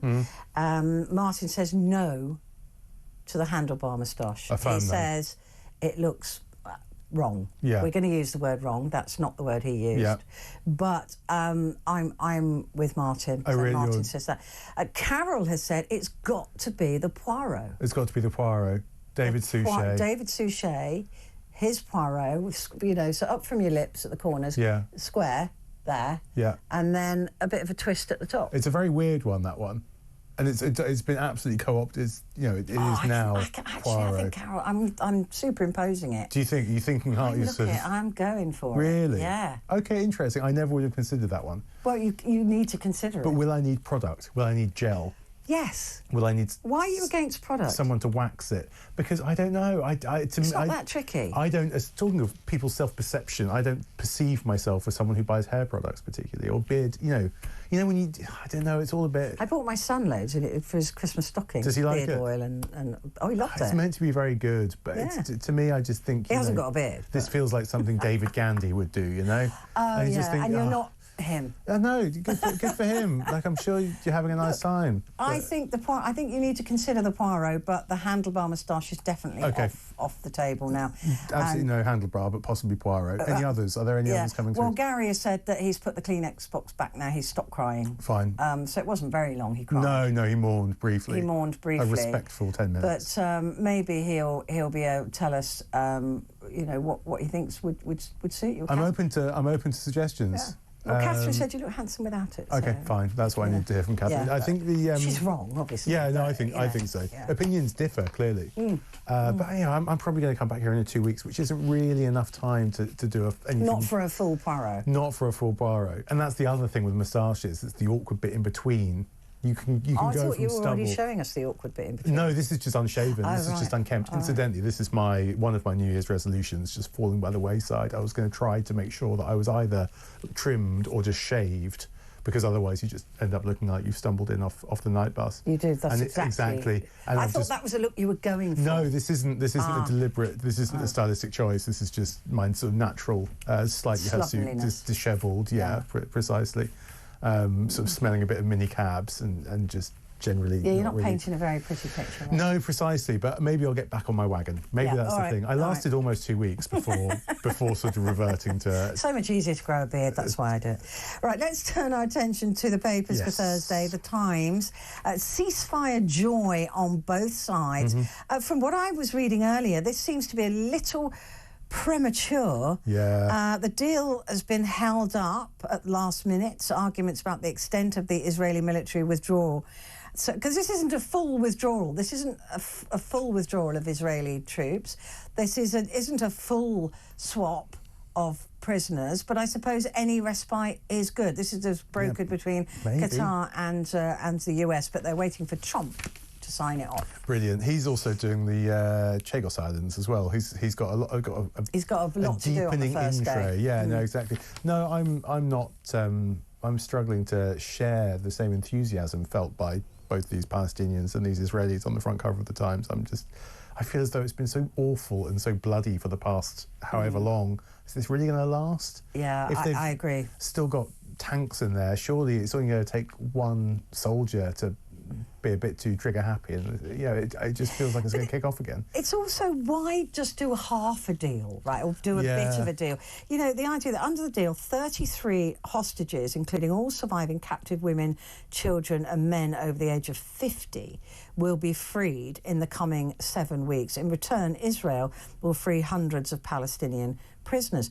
But why are they not giving all of the hostages? You know, that is not a sign of a peace holding. It's not trust, is it? No. And it feels it's very weird. It's sort of set up for the sequel. The whole thing is just sort of laying the groundworks for something else terrible happening. I'm not. I mean, look, for those who are waiting for their women to come back, or people over 50, of course this looks like a win. But then there are the others who go, well, why can't you release all of them? And that would be a sign that this really was a ceasefire. Yes. Or a lasting ceasefire. Because there were a lot of protests saying release them all at the same time, not dribs and drabs, which I completely understand. Which is the only argument that stands, really. The idea is also it's only a ceasefire. It's not going to end the whole conflict. It's not a peace deal. No, Let's precisely. just remember that. It's just while they do this exchange and get some trucks in with some supplies. Yeah, theoretically. Yeah. But again, it's sort of, if they get blocked, then it doesn't happen, and all it takes a tiny number of people to disrupt it. It takes one person to disrupt it. I agree. We're just very cynical, maybe. The bottom of the Times says surge in mobile phone robberies is driving soaring knife crime. Knife crime has surged across the country since the pandemic, driven by a 47% rise in violent robberies and phone thefts. Analysis by the Times of crime and sensitive data has exposed the scale of the problem in England and Wales in the decade to 2023. In London, we know there's a real problem here.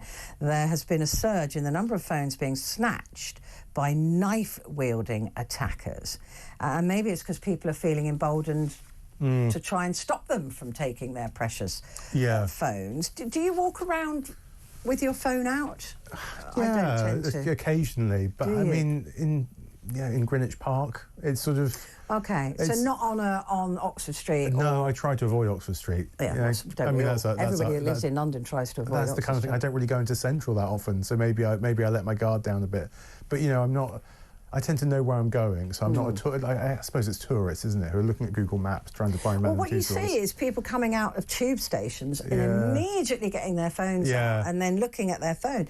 And it just takes somebody rushing past to swipe that out of your hand. It must be easy pickings. Easy pickings. Yeah.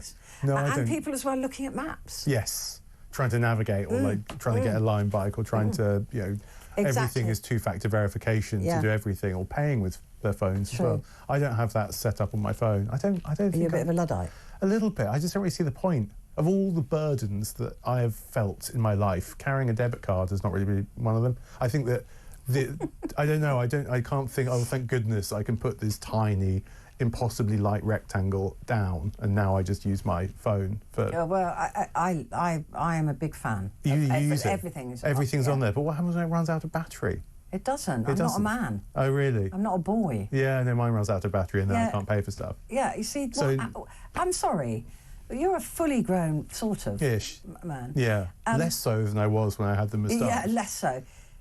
Why are you letting your phone run out of battery? What is wrong with you? I don't really need it half the time. What am I going to do with it?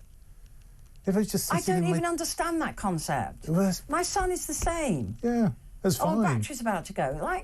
Yeah. Life actually improves when your battery runs out on your phone. Try it. Let it happen. Don't charge it up overnight. Your phone will cut out sometime mid-morning. And you'll think, hang on. But I might be shopping. You might be shopping, yeah, exactly. So take your debit card with you that day. No. You just switch it off if you don't want it. Mine's on silent all the time. But do you go out with your phone all the time? Is your phone always on you? Pretty much. Pretty much, yeah. Somewhere hidden about my person. Somewhere, about your personage. No, I'm very happy to go out. Unless I'm walking the dog. No, I don't bother. And that's fine, yeah. But I'm struggling with the concept that a grown man, sort of, would not have his phone charged. Oh, if it's important, if I'm travelling, for sure, all day, every day, because I'm using it all of the time. But if I'm just sort of pottering around the house, I'm going into the office occasionally, I don't really need it for anything. It's quite nice not to have anybody text you. For a few hours. I mean, how many people text you, really? I get a lot of work emails. Oh, do you? And they're all stupid. You know what I get? I get the Telegraph's gardening Q&As. People email into the... I don't know why I'm on the mailing list, but all day, every day, I get people sending in, when is it time to trim my whatever? And I've got no idea. Moustache? Yeah, maybe that's it. Maybe I should have texted them for advice. But no, that's the thing. So my phone's always going off, and so when it finally sort of runs out of steam... That's not a good excuse, really. You can just switch it off. I can't. Well, I don't know. Sam, do you ever let yours run out? No. See, he's technical. But nobody needs to call me. If they can email me. He says he gets to 50% and he panics. I'm like that with petrol. Oh, really? 50%. Oh, leave the red light on. It's going to be fine. Actually, no, I'm not so bad with the petrol. I don't care. Anyway, this man-child and I will be back in just about... How's your phone doing? We'll be back in a moment.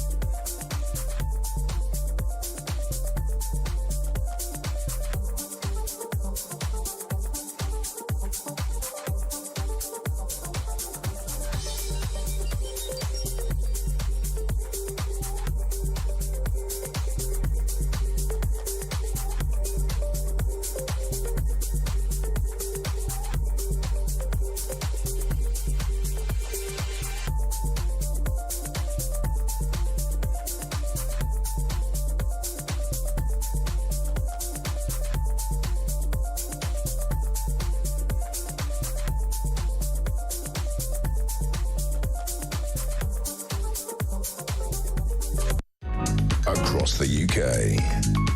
On DAB+, on your smart speaker, on your smart TV, and on your side. This is Talk. Hello there, good to have your company. With me is Ed Wiseman, a Sans moustache. Gary, though, has been back in touch, and he said Ed should stick with the stubble, but he says if you want anything waxed, he's happy to help. Interesting. Yeah. Anything? Well, yeah, he says anything. Glasgow's quite a long way away. Glasgow is quite a long But maybe this is something you don't do on your doorstep. Maybe you don't want to go to the local Yeah, you waxer. go out of town. You really go out, You go and that's out of town. Yeah, that's it. It just yeah. But anyway, there's an offer. That is a useful offer. Now I'm open to offers. I'm open to slightly more geographically relevant offers. But at the same time, yeah, like I say, maybe if I'm ever cruising through Glasgow, I'll know to and want anything waxed. If I need anything waxed. Yeah. But again, I feel as though that's for other people. By the way, I don't think he's talking about waxing a moustache that you've grown. Can you wax a moustache? Not off, but you'd wax it to keep it. Poirot does. Do you think Poirot? Oh, this is a wax. I thought I just had a moustache and that was it. No. And only since getting rid of the moustache have I realised that there's so many different types of moustache out there. It's a whole world. Waxing a moustache? Yeah. Put wax on a moustache. Oh, I see what you mean. Yeah. Not waxing it off. Oh. That would hurt, wouldn't it? That would hurt. Yeah. But then, I don't know, maybe you have to suffer for your art. Maybe you do. The Telegraph. Yes. LA fire visits show the Sussexes are out of touch. They're kind of damned if they do and damned if they don't. Yeah, they're often on the front page of the Telegraph. Yeah. It's what do we think about them? I mean, the thing is that she's got form on this because she turned up at the Uvalde shooting with a film crew. I mean, they are probably out of touch. It's probably fair to say they're out of touch. They're out there for a photo op. He's a prince. Yeah, I thought you wondered what you were going to say. He is objectively a prince. Isn't he? Is he still an HRH, or did he rescind his? I'm not sure he's allowed to use it. But either way, you know, they come from money. You know, they're fine, and so maybe out of touch is a totally fair assessment. Fair thing to say. And maybe it's not the fact that they visited the LA fire that makes them out of touch. Maybe it's all of the other stuff. I just can't help but think they do it for a photo op. Yeah, possibly. And that's not. But do they need an even more elevated profile? I feel as though they're some of the most famous people in the world. Yes, I know, but the only thing they've got to make money from is that. They've got nothing else. They've got no skills. They've got nothing else really going on. He could fly a helicopter, can't he? Is there much call for that? Oh, there must be around a fire. Yeah, he could have offered his services. He could have, yeah. I don't know. Maybe there is. Yeah, maybe he can moonlight as a sort of doing leisure trips over the Grand Canyon kind of thing. Yeah. I don't know. Well, or be a paramedic like his brother was. Or be a paramedic like his brother was. William was, wasn't he? Yeah, he was. Didn't he? He was a pilot. He was a helicopter paramedic pilot for a couple of years. In Anglesey or somewhere really weird. It was really odd. Can't remember where. Not that we're saying Anglesey's weird, but it was somewhere that you wouldn't have expected. Meant to be beautiful.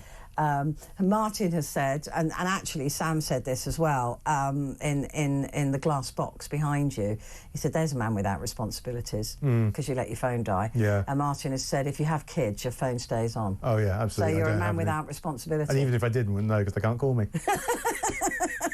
Brilliant. That's a life hack for you there. Perfect dad. If you're in any way uncertain as to whether you have children, just let your phone die. Let your phone die. It's fine, and just slink back off into your flat. I think it's fine. I did actually have a bit of a. I asked the company to phone me, and then when I got the phone call, I think 40 minutes later, I thought this must be spam, and just didn't pick up. So I had to go through the rigmarole again. Getting them to call you again. Do you find yourself being a bit cynical? Do you find yourself being a bit mistrustful of unknown numbers? I never answer them. So I raise you this. If you don't really like answering phone calls, why is your phone charged? And I have it on silent. And you have it on silence. Yeah. It's a very big, expensive ornament. Because, do you know, I spend a lot of time looking at the newswires. Yeah. Almost obsessively. Yeah. And I do have a child. Yes. I mean, he may not be a child, but he's my child. His phone's not switched on. And his phone's run out of battery. Yeah. So, yeah, it's a good point, actually. Join us. No.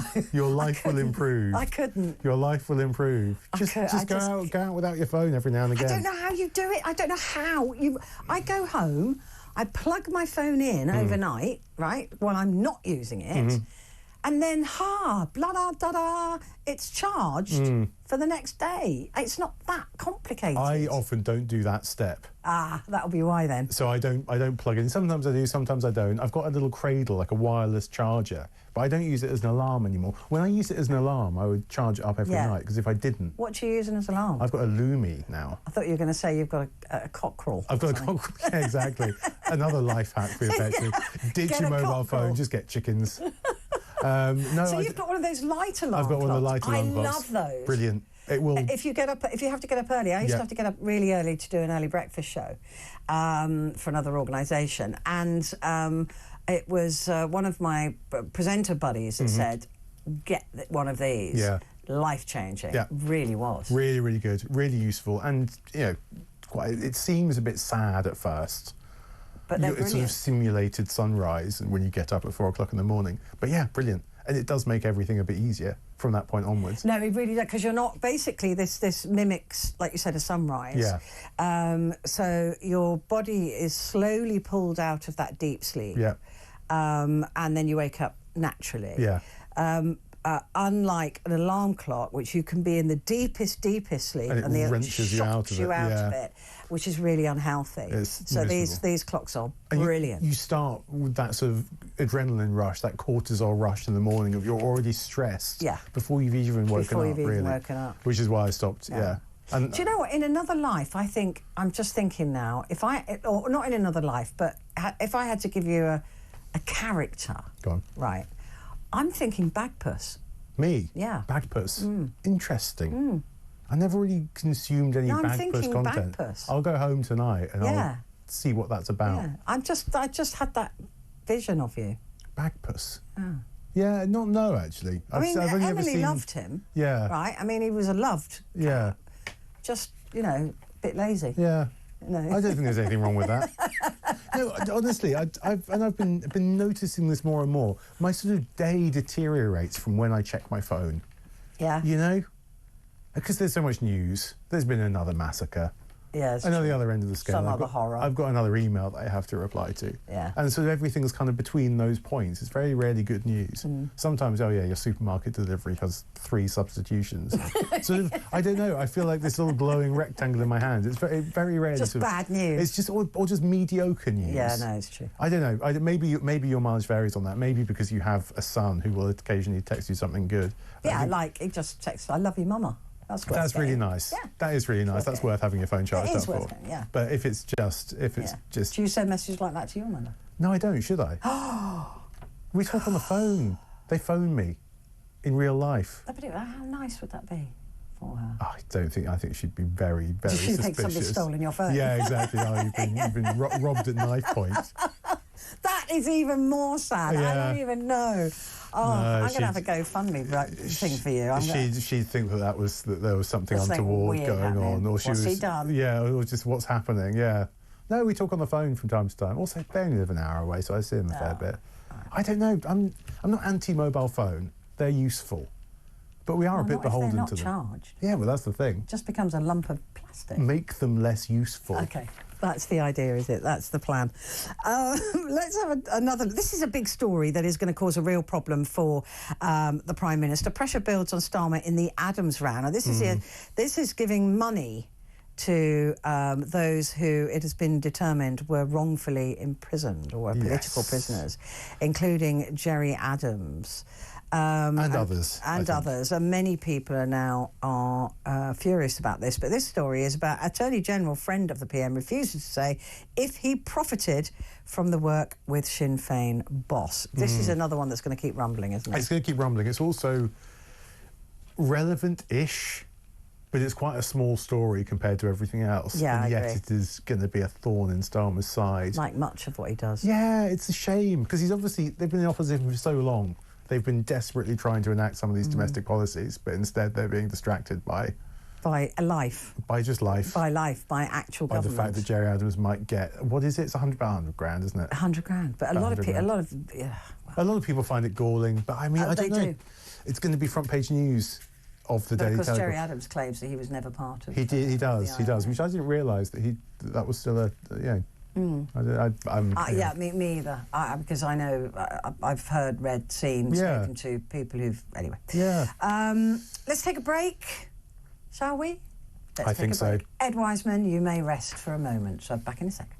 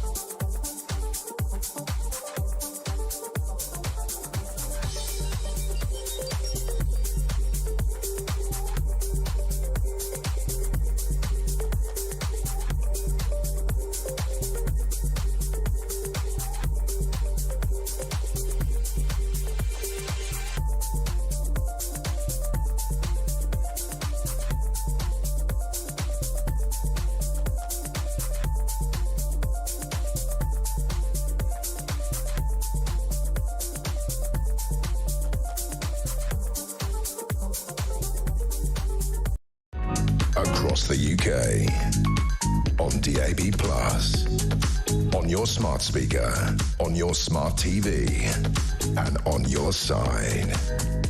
This is Talk. Hi there, good to have your company. Ed Wiseman, transport and travel journalist, is with me. It's Petrie here, by the way. And we are going through Thursday's papers. It really is interesting me at the moment that a lot of the papers have gone for very different front pages. It's a real relief.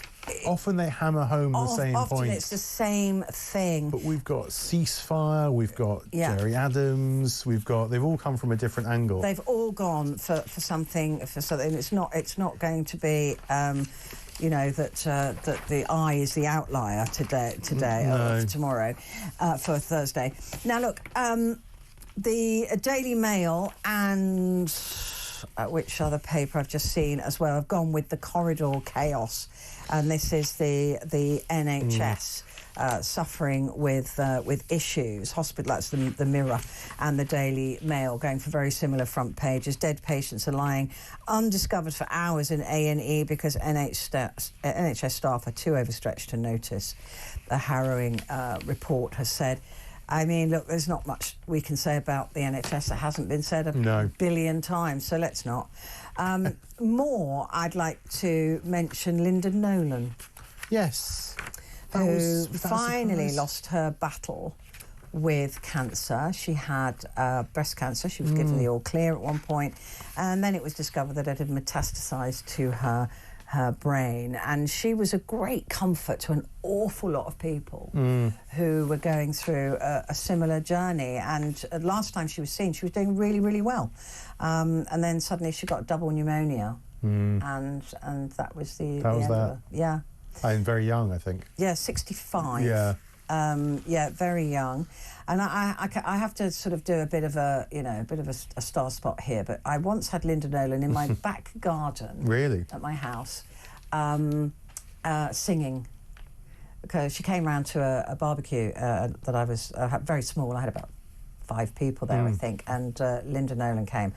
And she'd been in Blood Brothers. I don't know if you've ever seen the musical. No, I've never seen it, no. There's this incredible song called Tell Me It's Not True, the Marilyn Monroe song. And she sang that in my garden. Just to the 5 of you? Yeah. It was an extraordinary moment. Overcooked hot dogs. Yeah. It's that's a really magical. good claim to fame, actually. It is a bit of a claim to fame. That's really good. It's and nonetheless 100% true. She was just one really lovely, gorgeous woman. Very sweet, very naughty, very cheeky. Yeah. Just really nice, and it's so sad when you think of the life that she latterly led with her cancers and the battles and the treatments and all of those, to think there's such a joyful, wonderful woman. Yeah. And she'd been, I think she had been clear, it was only about 5 years ago that she did that, 5-6 years ago. She was in my garden. But a lovely woman. Very sad to hear that news today. Yes. Really sad. But another, I mean, because of course, you know, we're losing other people. Tony Slattery was yesterday, so it's just sad, and they're not of an age. No, Tony Slattery was also 60s. 60, I think he was 65 as well. Yeah. Which is just a bit, It's just very young, and it's very sad. But Linda did die with her sisters around her, and of course the Nolan sisters were just the bee's knees, weren't they? Biggest selling girl band, I think. Are the rest still alive? Are they? I think another one. I think Maureen, one of them, may also have died, but the others are still around. So just the end of an era, really. I mean, and a lot of people listening will remember the Nolans. And you're probably too young, but no, that's way before my time. But very famous and has remained famous. Exactly. It wasn't just one of those. Well, the band at least. Really hard on the surviving sisters as well, because they were all really close. Yes. Very, very sad. So we've done the Mail, we've done the Mirror. I tell you what, we've got to look at the Sun. This is a weird story. Yeah. I lose track of some of these. So do I. Some of these guys. This is a balaclava-clad rapper who boasts about killing and is promoted by the BBC, can today be unmasked as the murderer of the schoolboy Jimmy Mizzen. That is, I guess, one of the problems with having rap on the radio. Is you just don't know. Why is he in prison? That was 2008. He's already out. Been gone. Now he's got a Lamborghini. Because that name, Jimmy Mizzen, is so famous. Yeah. So resonates, doesn't it? But anyway, the rapper on the BBC is Jimmy's killer, and that will be devastating for the family of Jimmy Mizzen. Yes. To think that that he's been released from a life sentence. Interesting investigation by the Sun. I wonder what they had to do. I wonder how much bad music they had to sift through in order to ascertain the identity. But he's recently been showcased on the BBC Radio 1 Extra. The thing is, as well, if we believe in rehabilitation, you know, do we have to support him in his endeavour to be a rapper? To be a rapper? Or maybe. I don't know. You just got to put yourself in the situation of being the parents of Jimmy Mizzen and seeing that. Yes. Really I wonder. I do wonder. I mean, have they spoken out recently about that? Have they? No, I've not seen anything. But I suppose if that's the front page, we might get full some story on pages from 4, 5, 6, and 7. Yeah, so there may be some mentions there. It's obviously a big one. Yeah. Double injustice. A double injustice. This is Andy Malkinson, who was convicted of, I think it was rape, and spent 17 years behind jail, but he was since discovered, yes, it was rape, that he was innocent. He had not committed this. And they took money off him, didn't they? They charged him for his out of his compensation for bed and board. his stay in prison for bed and board, which is a bit ridiculous. Well, I mean, fair enough if you're guilty. Yeah. But when you've been wrongfully I just think it's an absolute joke. Anyway, the appeals chief claims I'm a scapegoat, wronged Andy, still awaits for a payout after over those 17 years in jail. And this is because they want to take this money off him. And but he's rightly saying... Absolutely not on your Nelly, yeah. Because it's quite a lot of money. It's quite a lot of money. It adds up to out of the compensation that he is owed for being wrongfully imprisoned. Yeah. Completely bonkers. But this is the main story, I think, of Thursday. Yes. This is the big one. And it's been a question, apparently, that has years and years of soul-searching and fevered debate. 100% legit boffins, that'll give you a clue as to what paper this is, can reveal the perfect way to eat a Cadbury's cream egg. And we don't know what that is because it's inside the paper. Full story, page 5. Yeah, I know. That will be That's really annoying me. on Thursday. Yeah. But anyway, there's a Prince Harry lookalike there with a very small cream egg. They have shrunk over the years. They have shrinkflation. Shrinkflation has definitely hit the Cadbury's cream egg. And they've lost their royal warrant, haven't they, Cadbury's? Yes, Cadbury's has. Which is big news and possibly related to this splash on the star. Yeah. But we don't know. What is the best way to eat a Cadbury's cream egg? Well, these days, you just put a whole thing in your mouth. Yeah, exactly. It's tiny. It's like a cherry tomato. Yeah. But back in the day, it would have been much too How would you meaty. have eaten it? Because it always used to be the chocolate was too thick and you'd break your teeth. But Chocolate was too thick. I'd bite the top off it. Yeah, I think I bite the top off. But then again, this is the heyday of cream eggs meaning something. Yeah, now they collapse. Now they just they're collapse. so thin. The chocolate isn't as good. Yeah. Because they were almost difficult to bite into. They were really tough. But now everything is just Yeah, you bite back. into it now and it just collapses and you've got it all over your fingers. You might as well shove it in your Shadow gob. of its form. Yeah, exactly. It's like a canapé. It's miserable. It's miserable. No wonder they lost their royal warrant. Well deserved. They deserve to. I think there is a gap in the market now for a good cream egg. There has to be, right? Somebody just needs to step in. One of the higher echelon. When is Easter, by the way? Soon, probably. Does it matter anymore? It's March, isn't it? Yeah. April. It moves every year, which is why I don't know. Movable feast. No, we're hurtling towards it. But they've chosen Thursday to go into the Cadbury's. If he's going to put that in his mouth, he's got to take that wrapping off first. That's all I'd say. Maybe that's what they've said. The perfect way to do it is just to gobble it, wrap around all, and just hope for the best. Do you not? I used to bite the top off and then use my finger to get all the cream out. No, I think I used to do it into disgusting? 2 halves. Was it just all one cavity of fondant on the inside? Sam bites it and then licks the cream out of it. How long is your time? No, don't answer that. Just don't pulls answer it down that. like a little gecko. No, I don't know. I think I don't know. Is it just one cavity on the inside? Is it full of... Sorry, Sam just said something very rude. Fine. Yes, it's just one.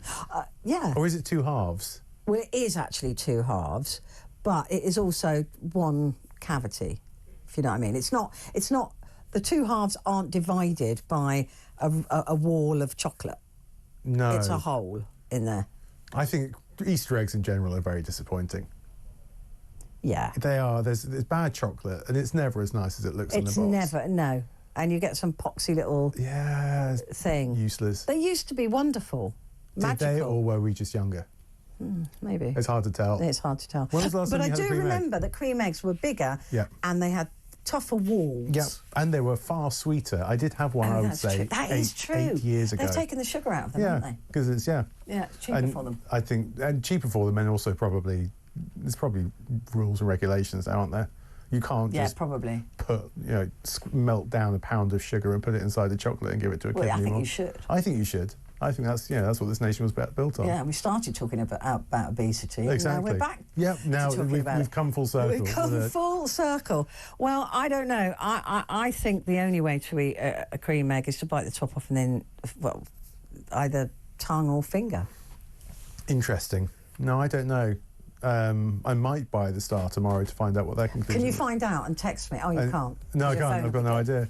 Ed Wiseman, thank you. Brilliant to see you. And the big story is covered here with Ed Wiseman and myself. Thank you so much. Coming up, it is the phone-in, and we are indeed talking about obesity and these apparently wonder drugs, these fat jabs, these skinny jabs, whichever way you want to put it. Do you want to take one? Have you tried it? Are you waiting on a list to use it? I'd love to know what you think about these jabs. And maybe you are of the school who thinks, well, listen, if you're carrying a bit of weight, just exercise and eat less. That will fix the problem. Stop being so lazy and trying to find an easy way out. I'd love to hear what your views are on this. Give me a call, 0344 499 1000. And also text 87222.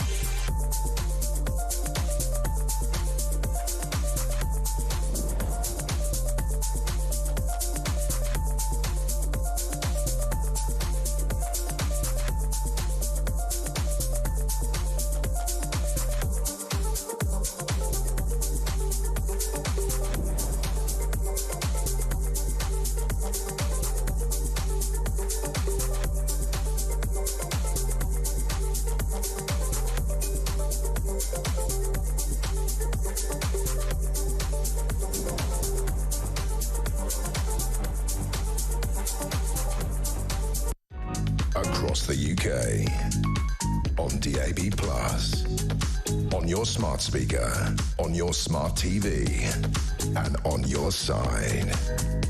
This is Talk.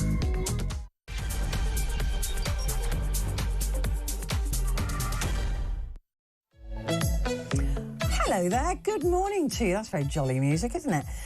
It's Petrie here with you up until 1 o'clock, and this is the hour that you get to talk back. It has been stripped of all guests. There's nobody else in, it's just you and me. It's the only hour on the station now that has a full phone-in. So, I'd love you to use it. This is where you get your voice heard. And I do want to hear what you've got to say about these drugs. And I'm talking about the weight loss drugs that are endemic. They are everywhere. And in case you missed the programme from earlier on, I'm now following 2 case studies on their journey because this is such a huge story.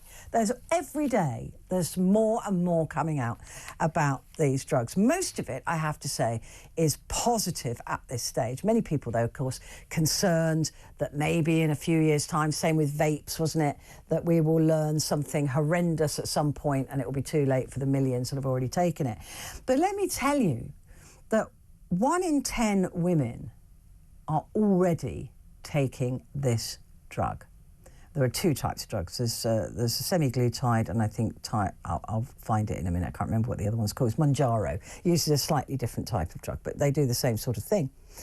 Many women admit they would only take this drug, though, secretly. So many of that 1 in 10 are taking it secretly because to avoid the stigma surrounding weight loss that was not the result of diet and exercise alone.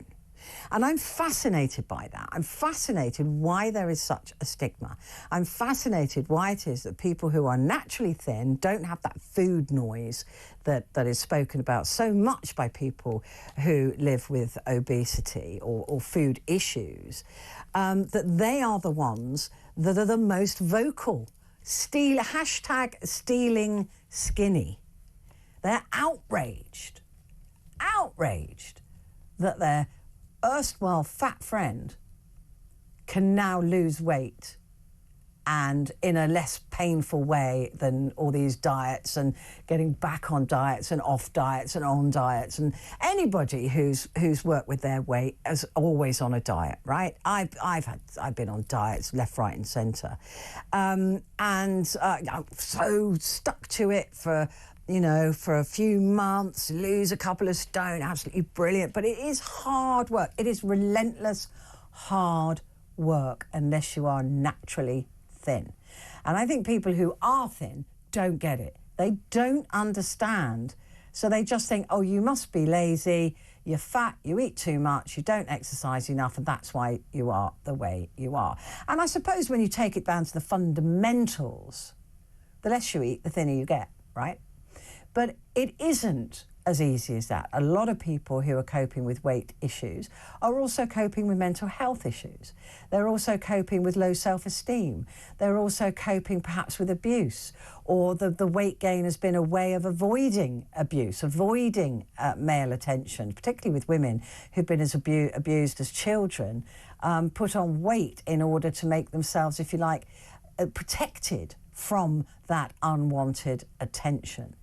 But if we're in a country where obesity is so rife, and you've got people who are overweight, too afraid to leave their homes for the stigma or the bullying or the sort of very subtle social bullying that goes on, people looking you up and down or watching what you're eating if you're in a restaurant, looking at somebody who's overweight going, oh, what are they eating? They shouldn't be eating that. All of that goes on, all the judgment that goes on in this country. We are horrible to each other, absolutely horrible.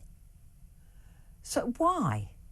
Why is it such a terrible thing for somebody to take an injection, this brand new drug, these new drugs that can change their lives, can make them healthier, so they can leave their homes, so they can go and exercise, so they can go to a swimming pool, which they can't do at the moment because they're too ashamed, that they can go to the gym without being looked at, they can take part in actual life, get a job, all of that. Why is it so bad? Why have you got a problem with it? And if you have got a problem with it, let me know. Because I want to understand. I do genuinely. I'm not very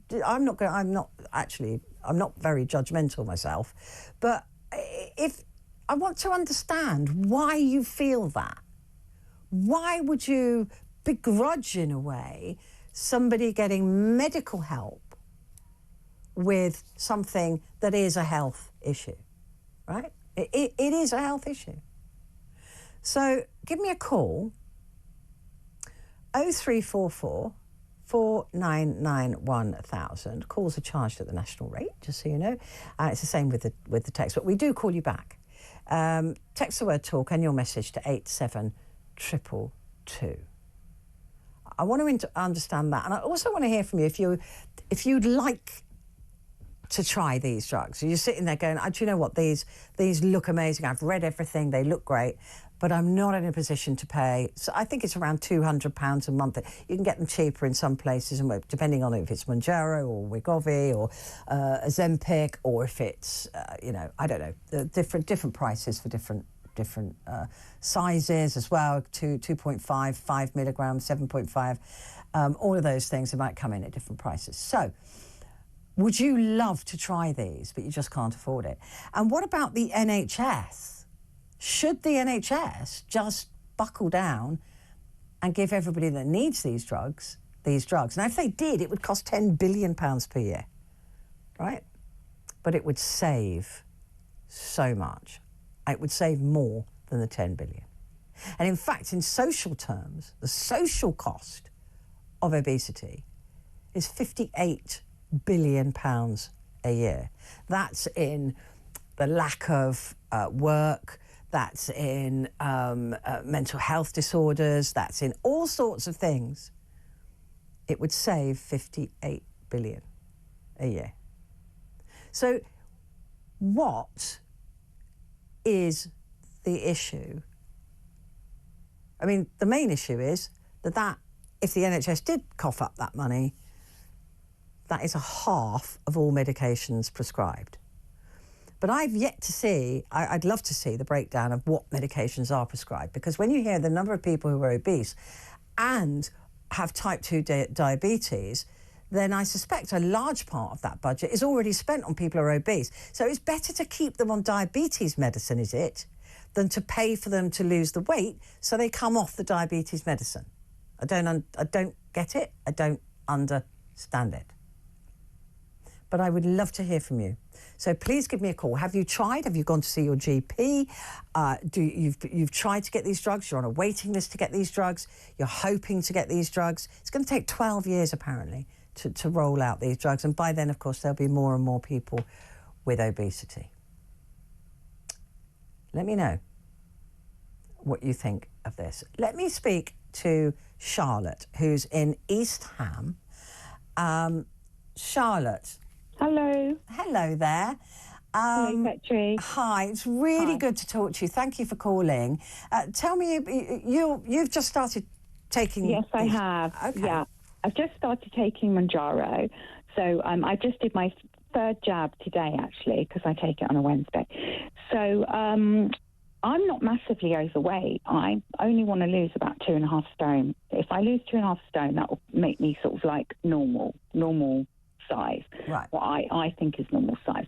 But I've always found it hard to lose this weight. I've been on so many diets. I've been to every kind of diet you can imagine over the years, but I've always been a little bit on the chubby side, you know. And I've tried, you know, and yeah, I've got friends at the gym because I go to the gym, and I've got friends and they say, oh, just eat healthily and you'll be fine. But for me, it's not, it just didn't stay off. You know, even when I went on a diet, for 6 months and I literally didn't eat any carbs and I lost the weight. But then, you know, the minute I start going out, I put it all back on again. It's fascinating science at the moment. But I don't know if you heard me saying this earlier. They're talking now about fat cells basically having a memory of when your body felt safe and comfortable. Exactly. So there's nothing you can do. Once you come off a diet, your body will force you back to the weight it felt safe. Yes, I always go back to the weight. I don't go massively over, so I don't put masses back on, but I put the same amount back on, basically. So it's this 2 stone backwards and forwards. And I'd say my whole adult life, since I was about 25, I'm in my 50s now. And so I've been seeing all the Hollywood stars losing weight, and they look kind of really skinny, some of them, because some of them were really skinny to start with. Yeah. Exactly. But, you know, the Real Housewives, they were losing weight. And I thought, you know what? I think I'm going to just try it, because I read about it. I found out that there's no bad side effects, that it's not dangerous, because obviously I don't want to put myself in danger for the sake of taking this. But I knew it wasn't worth going to the GP, because I know that the GP wouldn't give it to me, because they'll probably say you're not fat enough.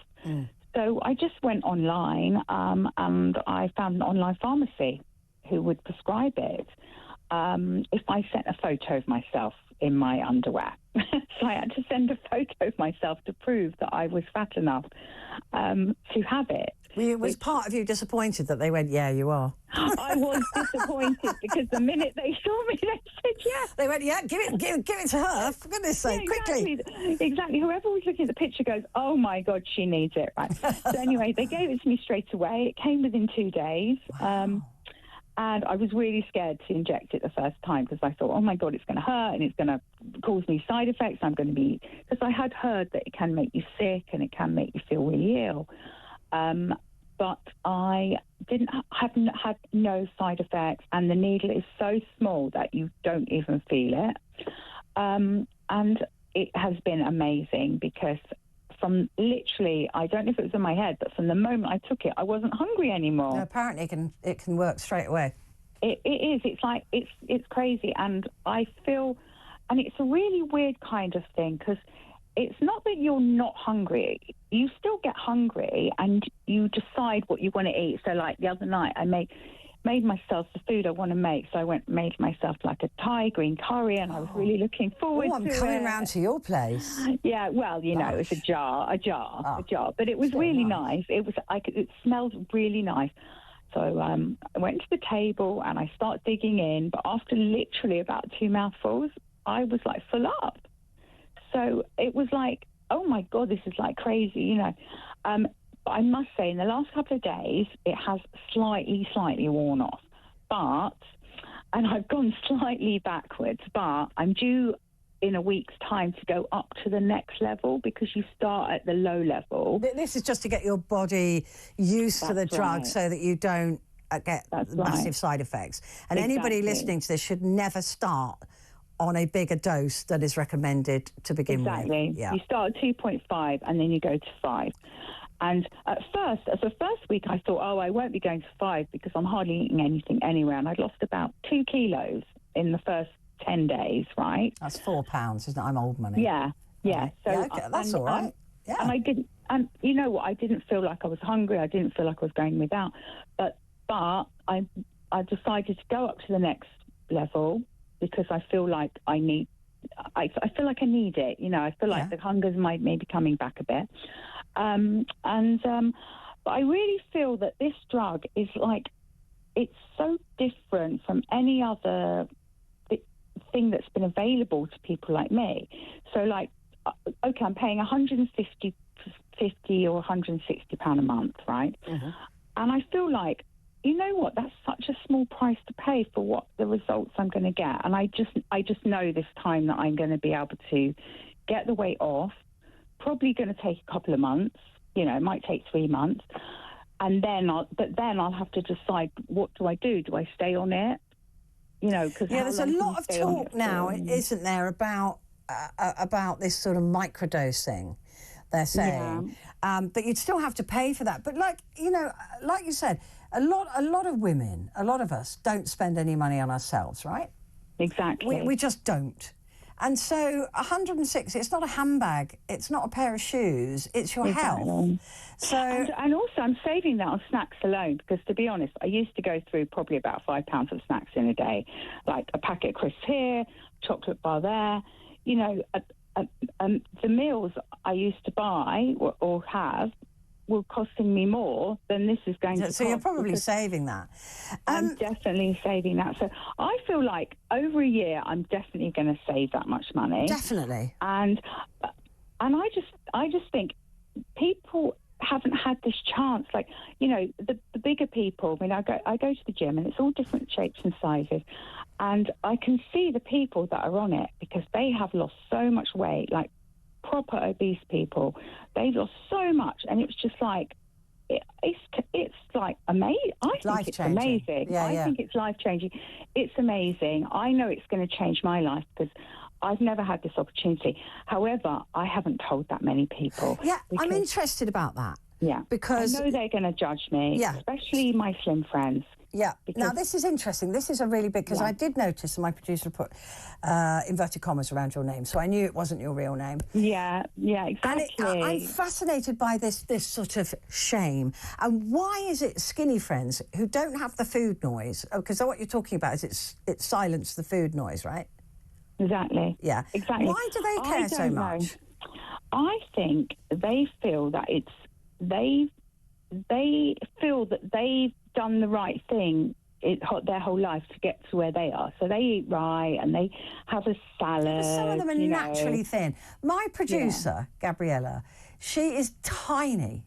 I have never seen anyone eat as much food as that woman.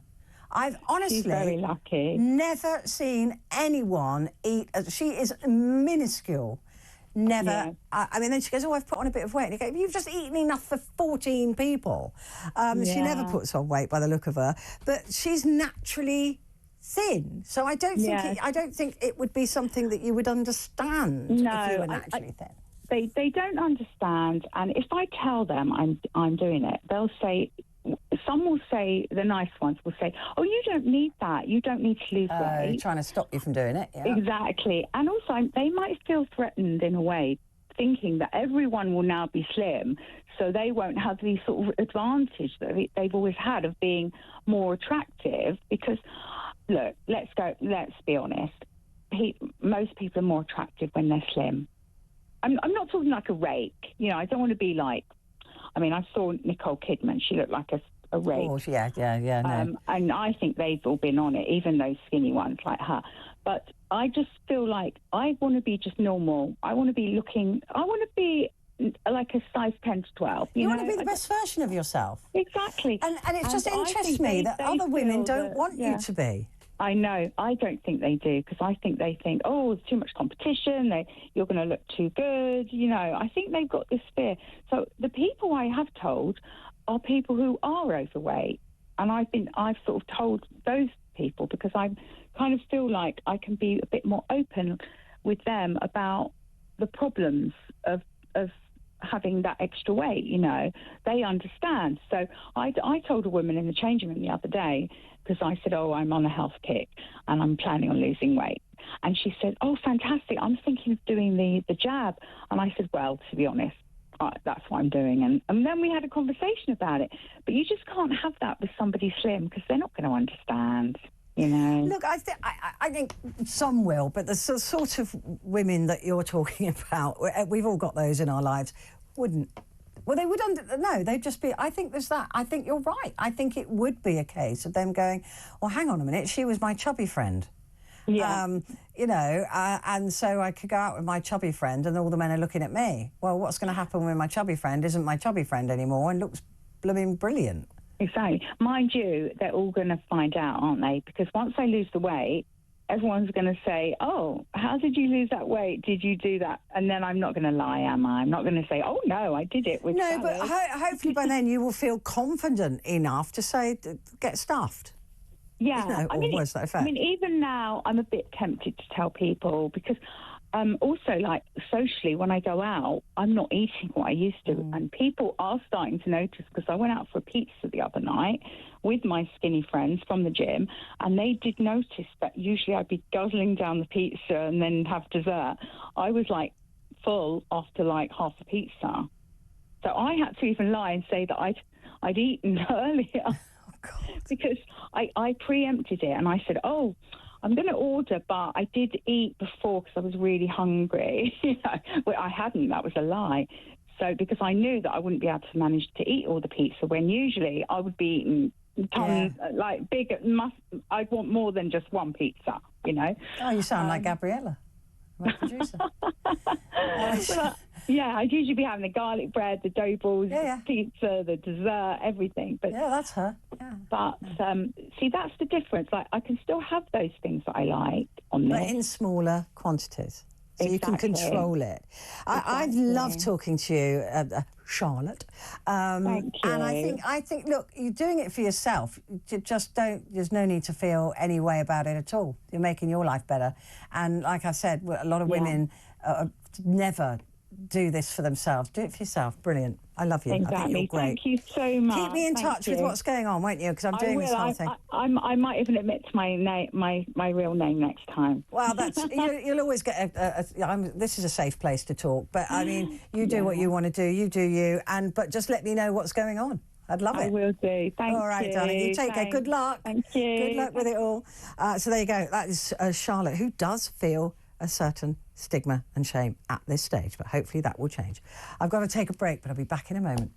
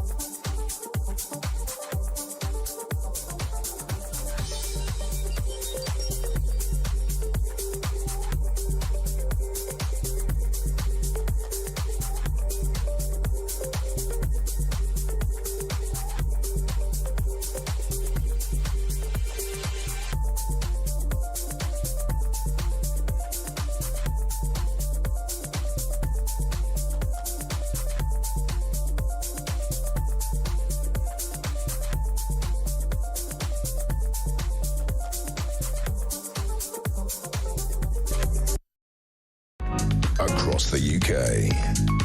On DAB+. On your smart speaker, on your smart TV, and on your side. This is Talk. Hi there, good morning to you. It's Petrie here with you until 1 o'clock. And we're talking at the moment about these weight loss jabs. Because every day now there's another story about these weight loss drugs, these fat jabs, skinny jabs, whatever they're called. 1 in 10 women, that is a lot, right? These aren't getting them through the NHS necessarily, probably a tiny handful are. But 1 in 10 women are now taking the weight loss medication, whilst almost 3/4 of the women polled are considering it. And I think the more that you see people losing weight before your eyes, the more people will go, oh, I don't know, I think I'm going to, I might give that a go. And it's interesting that you've got some celebrities who will say, yeah, I'm taking it. Well, what of it? And others that are going, no, I do it all through diet and exercise. I just wonder, the more people talk about it, of course, the more people will feel comfortable to do it. So it's like antidepressants, isn't it? It's like depression. The more we talk about it now, people go, yeah, I'm on antidepressants. You would never have said that years ago. Never, never, never. But what I'm interested in is what I was talking to Charlotte about there, is the people who are angry about this. They are so cross that suddenly these overweight people can be thin. And moreover, there are ways that they can stay thin. And somehow that threatens their entire existence. I personally, I don't think they're very nice people. I think that is a horrible trait. I don't know why you wouldn't be happy for your friend who was lucky enough to be alive at a time where there are these drugs. They are phenomenally good for most people, for your health. But if you have any contraindications, anything at all, talk to your GP first. If you've got a specialist, talk to your specialist first. Do not self-prescribe this. Don't go, oh, I can go on this. If you're on any other drugs, if you're doing anything else, check with a doctor. Why wouldn't you? And don't inject stuff into your body that you've bought off some website or other. You know, make sure that you're doing it safely, right? Because, I mean, otherwise, you're just a fool. So don't buy it. There's so many fakes around as well. You don't know what you're injecting into your body. A lot of people making money out of this don't care about you. They don't care if you live or die. So they'll sell you something, you'll buy it and inject it into yourself, and lo and behold, you know, you have problems. So be careful. And if you've got any other health issues, you just talk to a doctor first and say, even if they can't prescribe it, say to your GP, am I okay? Do I have your go-ahead? Is my health... am I of the right weight? Am I anything else that I might have wrong with me? Is that a problem? And check. And if they say, yeah, but I can't prescribe it, and then you can go to a reputable chemist, such as Boots, to get it. So there are other chemists, of course, but just don't fall into the trap of buying some absolute rubbish just because it's cheap. And you may be somebody who says, I don't want to take these drugs. I don't think it's right. I don't think it's reasonable, or it wouldn't suit me. I'd love to hear from you as well. But I think these are not going to go away, and it's a good thing, because obesity levels in this country will drop, and they've already, many people suggesting they have now peaked. So why not? You know, in generations' time, they'll think nothing of it. Providing your health is good enough to start with, to take them, right? Don't be rushing out and going, oh, I'm going to get that. Just be sensible. It's a drug. It is a drug. You are pumping chemicals into your body, so be careful. Carol. Hello. Well, how are you? Good morning. Happy New Year to you. And to you, my love. How are you doing? Not too bad. Good. Yeah, I'm one of those that are proper fat. I'm proud of it. Not proud of it. I'm between 18 and 20 in size, and whatever. Right, in dress size. Yeah, that's right. Me. Okay. Like with it. I have some health problems, so I can't exercise the way that I usually do or anything. And regarding the jabs, right, I don't know it too much, but any person who wants to go for it or whatever, like you just instructed people, thank you for doing that. Be careful with it. Go to your doctor. You know, like, even my doctor is explained, you know, like, with it. To me, I don't want to. That's my thing and whatever. But anybody else that wants to go on it, that's fine with it. Do not go on the website. Do not go on to social, you know, like, and buy it. No. Over that, go to the doctor, you know, like. Just to say, even if you know they can't prescribe it, you just go to them and you say, I'm thinking of doing this. Do I have your blessing? You know, am I okay to go ahead? Yeah, and even if the doctor then says, right, well, I'll do some preliminary, I can never say the word preliminary, blood tests, and we'll check your levels and things like that. And then if they say no, don't do it. If they say yes, do it. Exactly. I've had two friends. One friend who is been doing okay. The only unfortunate thing is sometimes it depends on, we're all individual people, like anything. Any drug, anything that you take or whatever, Correct. It affects us in different areas. Yeah, you're absolutely right, yeah. In different areas and that. I've got another friend, you know, like, who actually did the wrong way and whatever, and she was very, very poorly.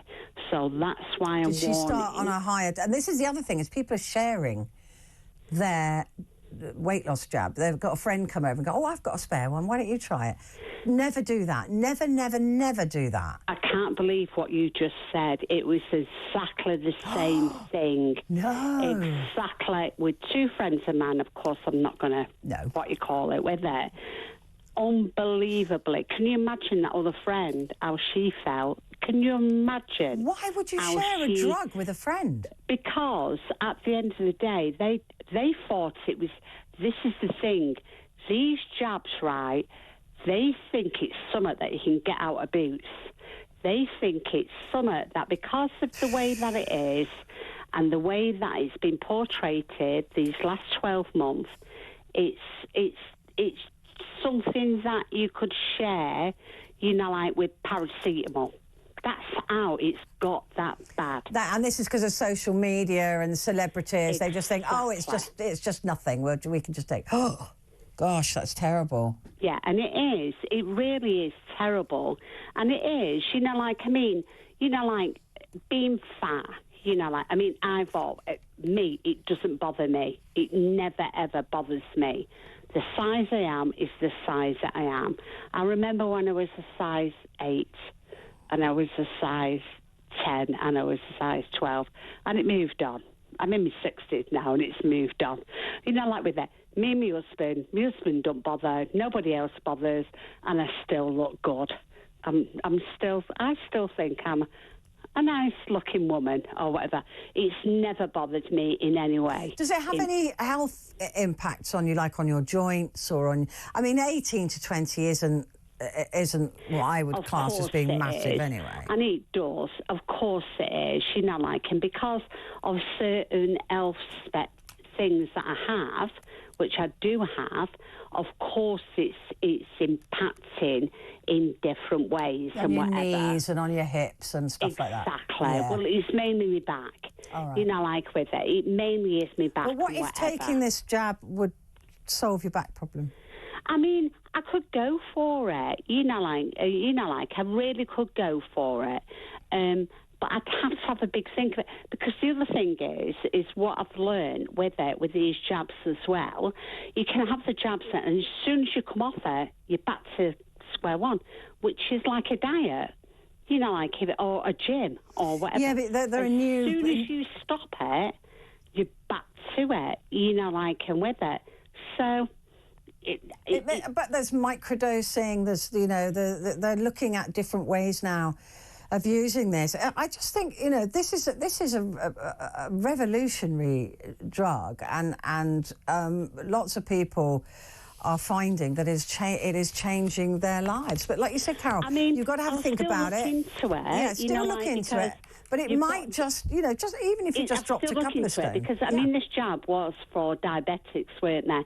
And a lot, again, two of my friends that were in diabetics, over the years, periods back, they really lost a load of weight. That's why. So that's semaglutide. That's a Ozempic. I mean, I would never say, but as long as you go to a doctor, do not ever. If you know where I'm coming from, don't you? I absolutely agree with you, Carol. And listen, you know, I just think that everybody who's got an issue should perhaps just look into if it's right for you, it's right for you. If it helps you, if it improves your health, you know, why not? I mean, I should be, you know. Anyway, got to take a break. Back in a sec.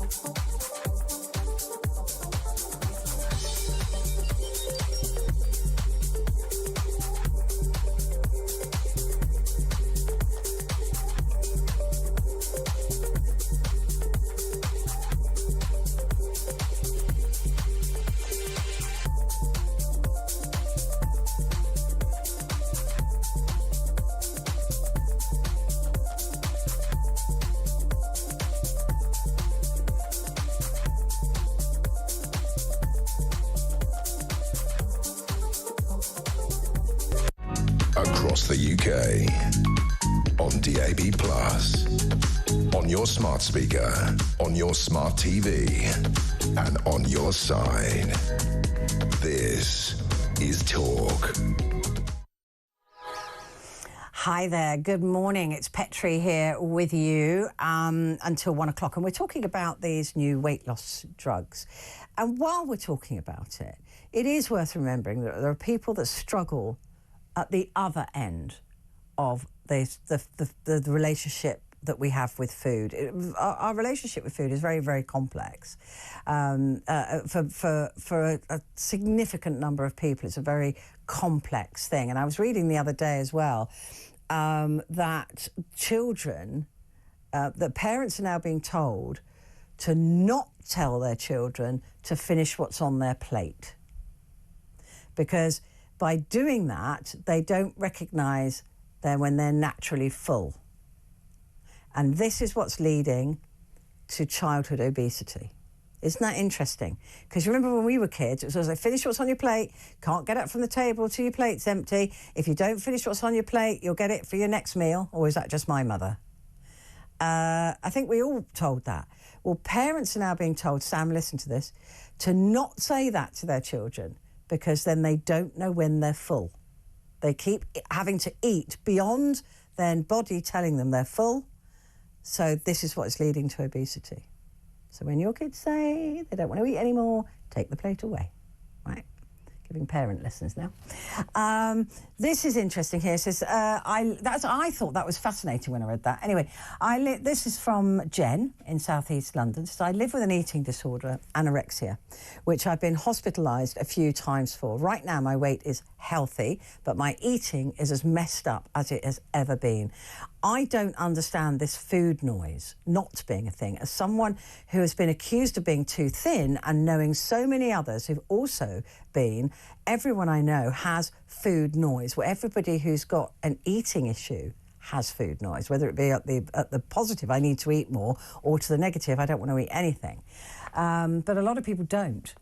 Lucky people. I will say that I feel terror when I have to eat, and there's no way to mitigate this. It's about reducing my external pressures so I can manage that fear, but the food noise never goes away. And then terrifyingly, Jen goes on to say, I would say that if I could get this drug, lie, cheat or steal, I'd do it. This is an anorexic. This is where it gets dangerous. I would do it. I would do anything to feel thinner. I don't judge anyone doing this. I know how strong the desire is. I have no judgment for anybody taking this drug, only jealousy. And you can take that as someone who has anorexia and wishes so much that I could be thinner than I am. The feeling that comes with being thin is like nothing else. And the fear of how I see myself in the mirror being my reality, I can't escape from it. It's like nothing else. Jen, thank you. And that is terrifying to me. And this is the issue, isn't it? With drugs like this out there, while you can look at the positives for it, it only takes somebody like Jen getting hold of something like this and it would kill her. It would kill her. And so, but to say, if I could get this drug, lie, cheat or steal, I would do it. That really scares me. So thank you for making that point. Larry has said, I've had a coronary and I wonder if Ozempic would keep weight down whilst at the same time benefit my health. The only way you're going to find out about that is to speak to your GP. Don't ever do anything. This is the problem, is it's quite easy to get hold of this stuff. Please don't do it unless you've spoken to your doctors first, especially if you had something like a coronary. Your doctor might say it's the worst thing in the world for you to take. In other words, they might say it's the best thing for you to take. I don't know. You're going to have to talk to somebody who's medically qualified and who knows your situation. Another Carol said, I've just heard you mention the fat jabs. My daughter has been using them for 2 weeks and has lost half a stone. So personally, I think they are a good idea. She has a physical job, so she wasn't lazy. And we have got to get away from that issue of saying that somebody's lazy and that's why they have to take these drugs. Andrew says, this is a new Viagra. Wait until the patent runs out. The horror show has only just begun. Well, when it's cheaper, then it'll be cheaper for the NHS as well, and people will be able to do it properly. Gary said, on weight loss drugs, as long as people are given professional advice and it makes them feel better and happier, go for it. As for Timmy, this is the case study that we had on earlier on in the show. I don't think he needed it. Oh, he did. He's proper needed it. However, if it makes him feel better, do what makes you happy. And then Gary says, Timmy, you look good. Not close up. Anyway, I'm talking about it because he's my friend. But no, because like you said, Gary, he wanted it because it would make him feel better. And he did. He does have a couple of stone or more to lose. I'm just going to take a very quick break here because I'm aware that I've got calls, but I'm also aware I've got to get this break in. So I'm going to do it now, and I'll be back in a sec to talk to Chris.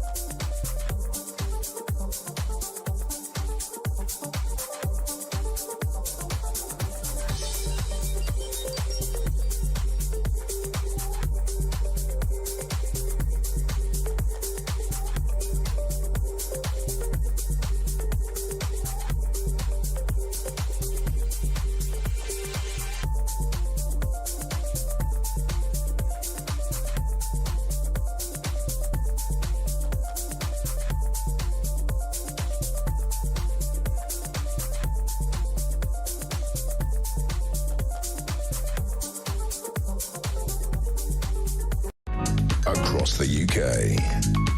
On DAB+, on your smart speaker, on your smart TV, and on your side. This is Talk. Hello, good morning to you. It is Talk, it's Petrie here, and I'm with you until 1 o'clock. That gives us about 15 minutes, just short of 15 minutes. And we've got loads of messages coming in on this. I just want to... oh, no, I'll tell you what, I'm going to talk to Chris, because I promised I'd talk to Chris straight away. I'm going to come back and read this message in a moment. Chris in Sunderland, good morning to you. Good morning, Petra. How are you? I'm extremely well. I hope you are too. I am. You're talking about this drug, right? Right.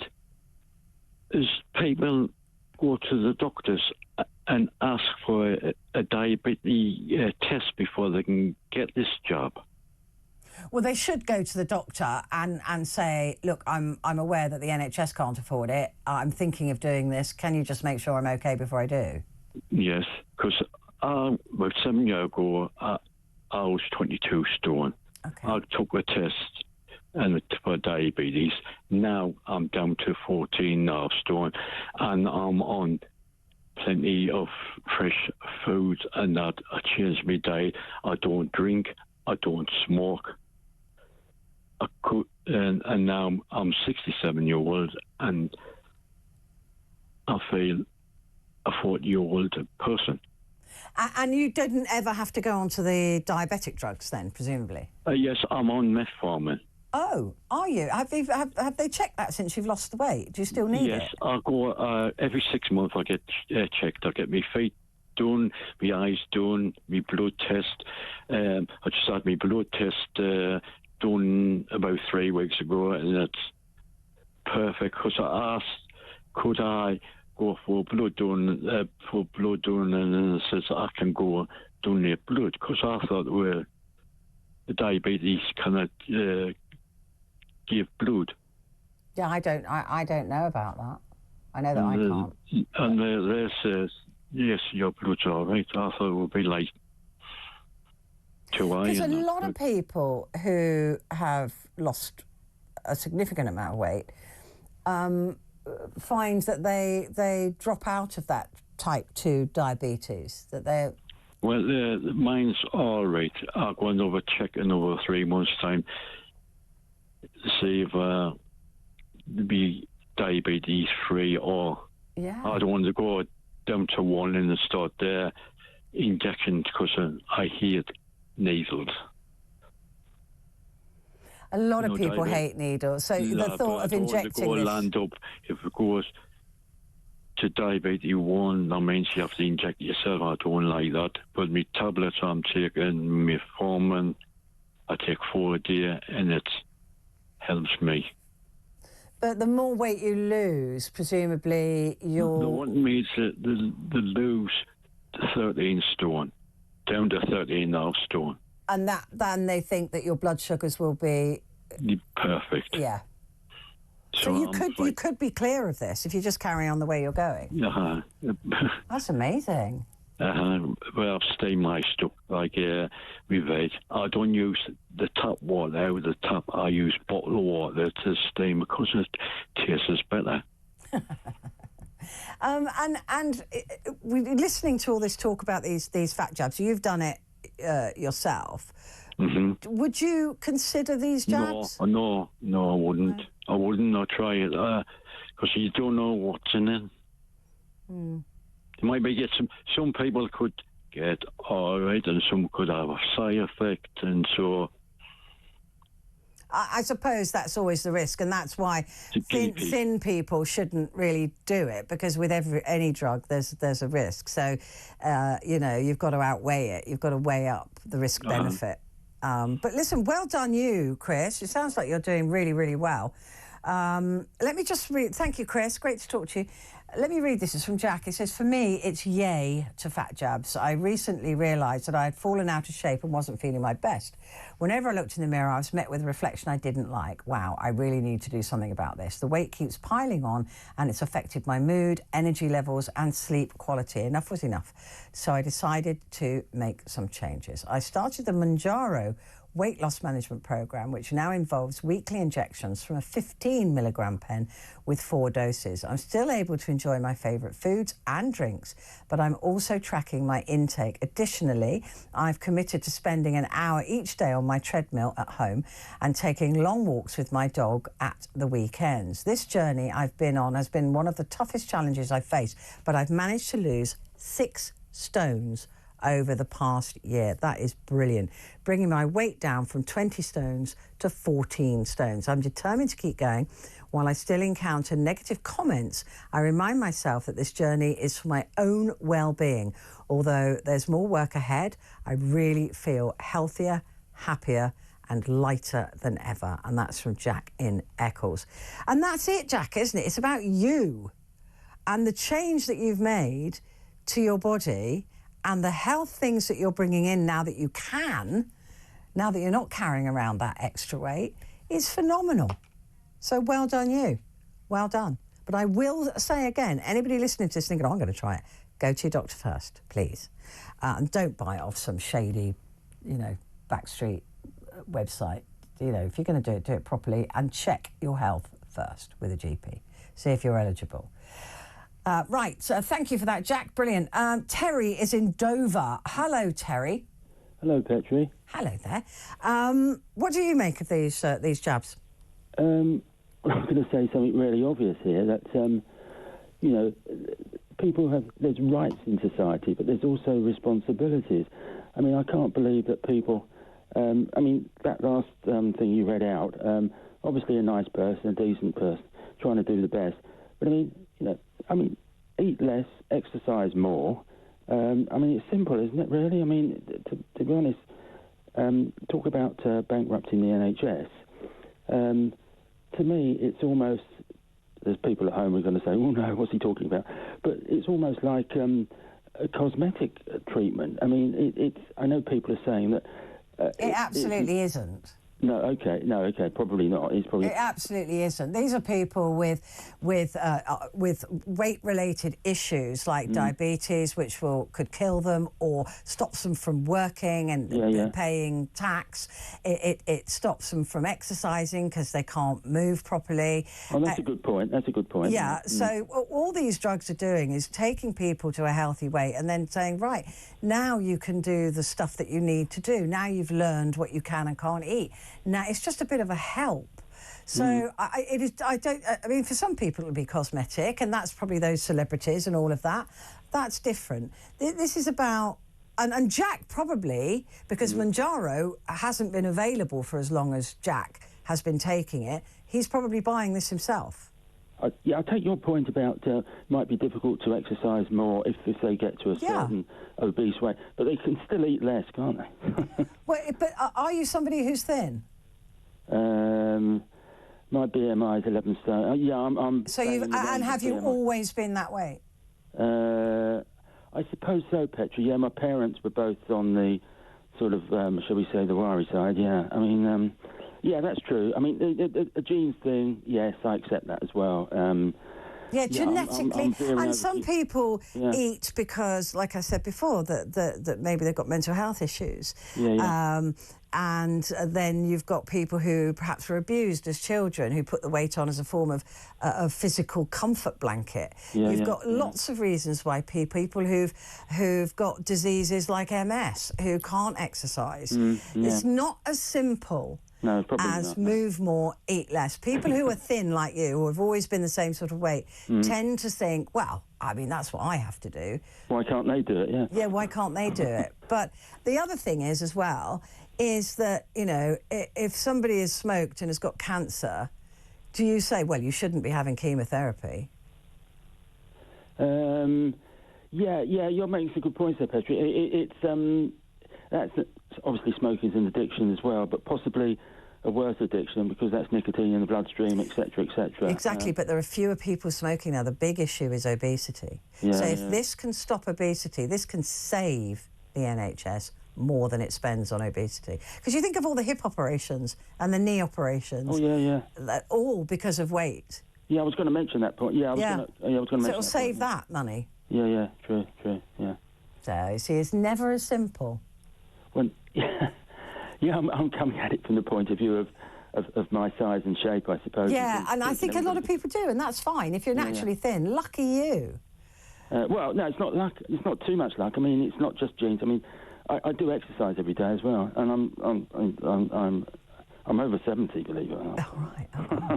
But there will be people who even through exercise, we were talking earlier to Charlotte, who says she goes to the gym, but she still can't. It's weight. They're realising now is incredibly complex. And there are lots of reasons why people carry more weight. You're an expert. You've heard so many stories that you formulated such a good opinion of these things. So. I bow to your superior knowledge. Oh, I love a man that bows to my superior knowledge. They're my favourite. Oh, okay. I love a man that bows to me, to be honest. It doesn't have to be to my superior knowledge or anything.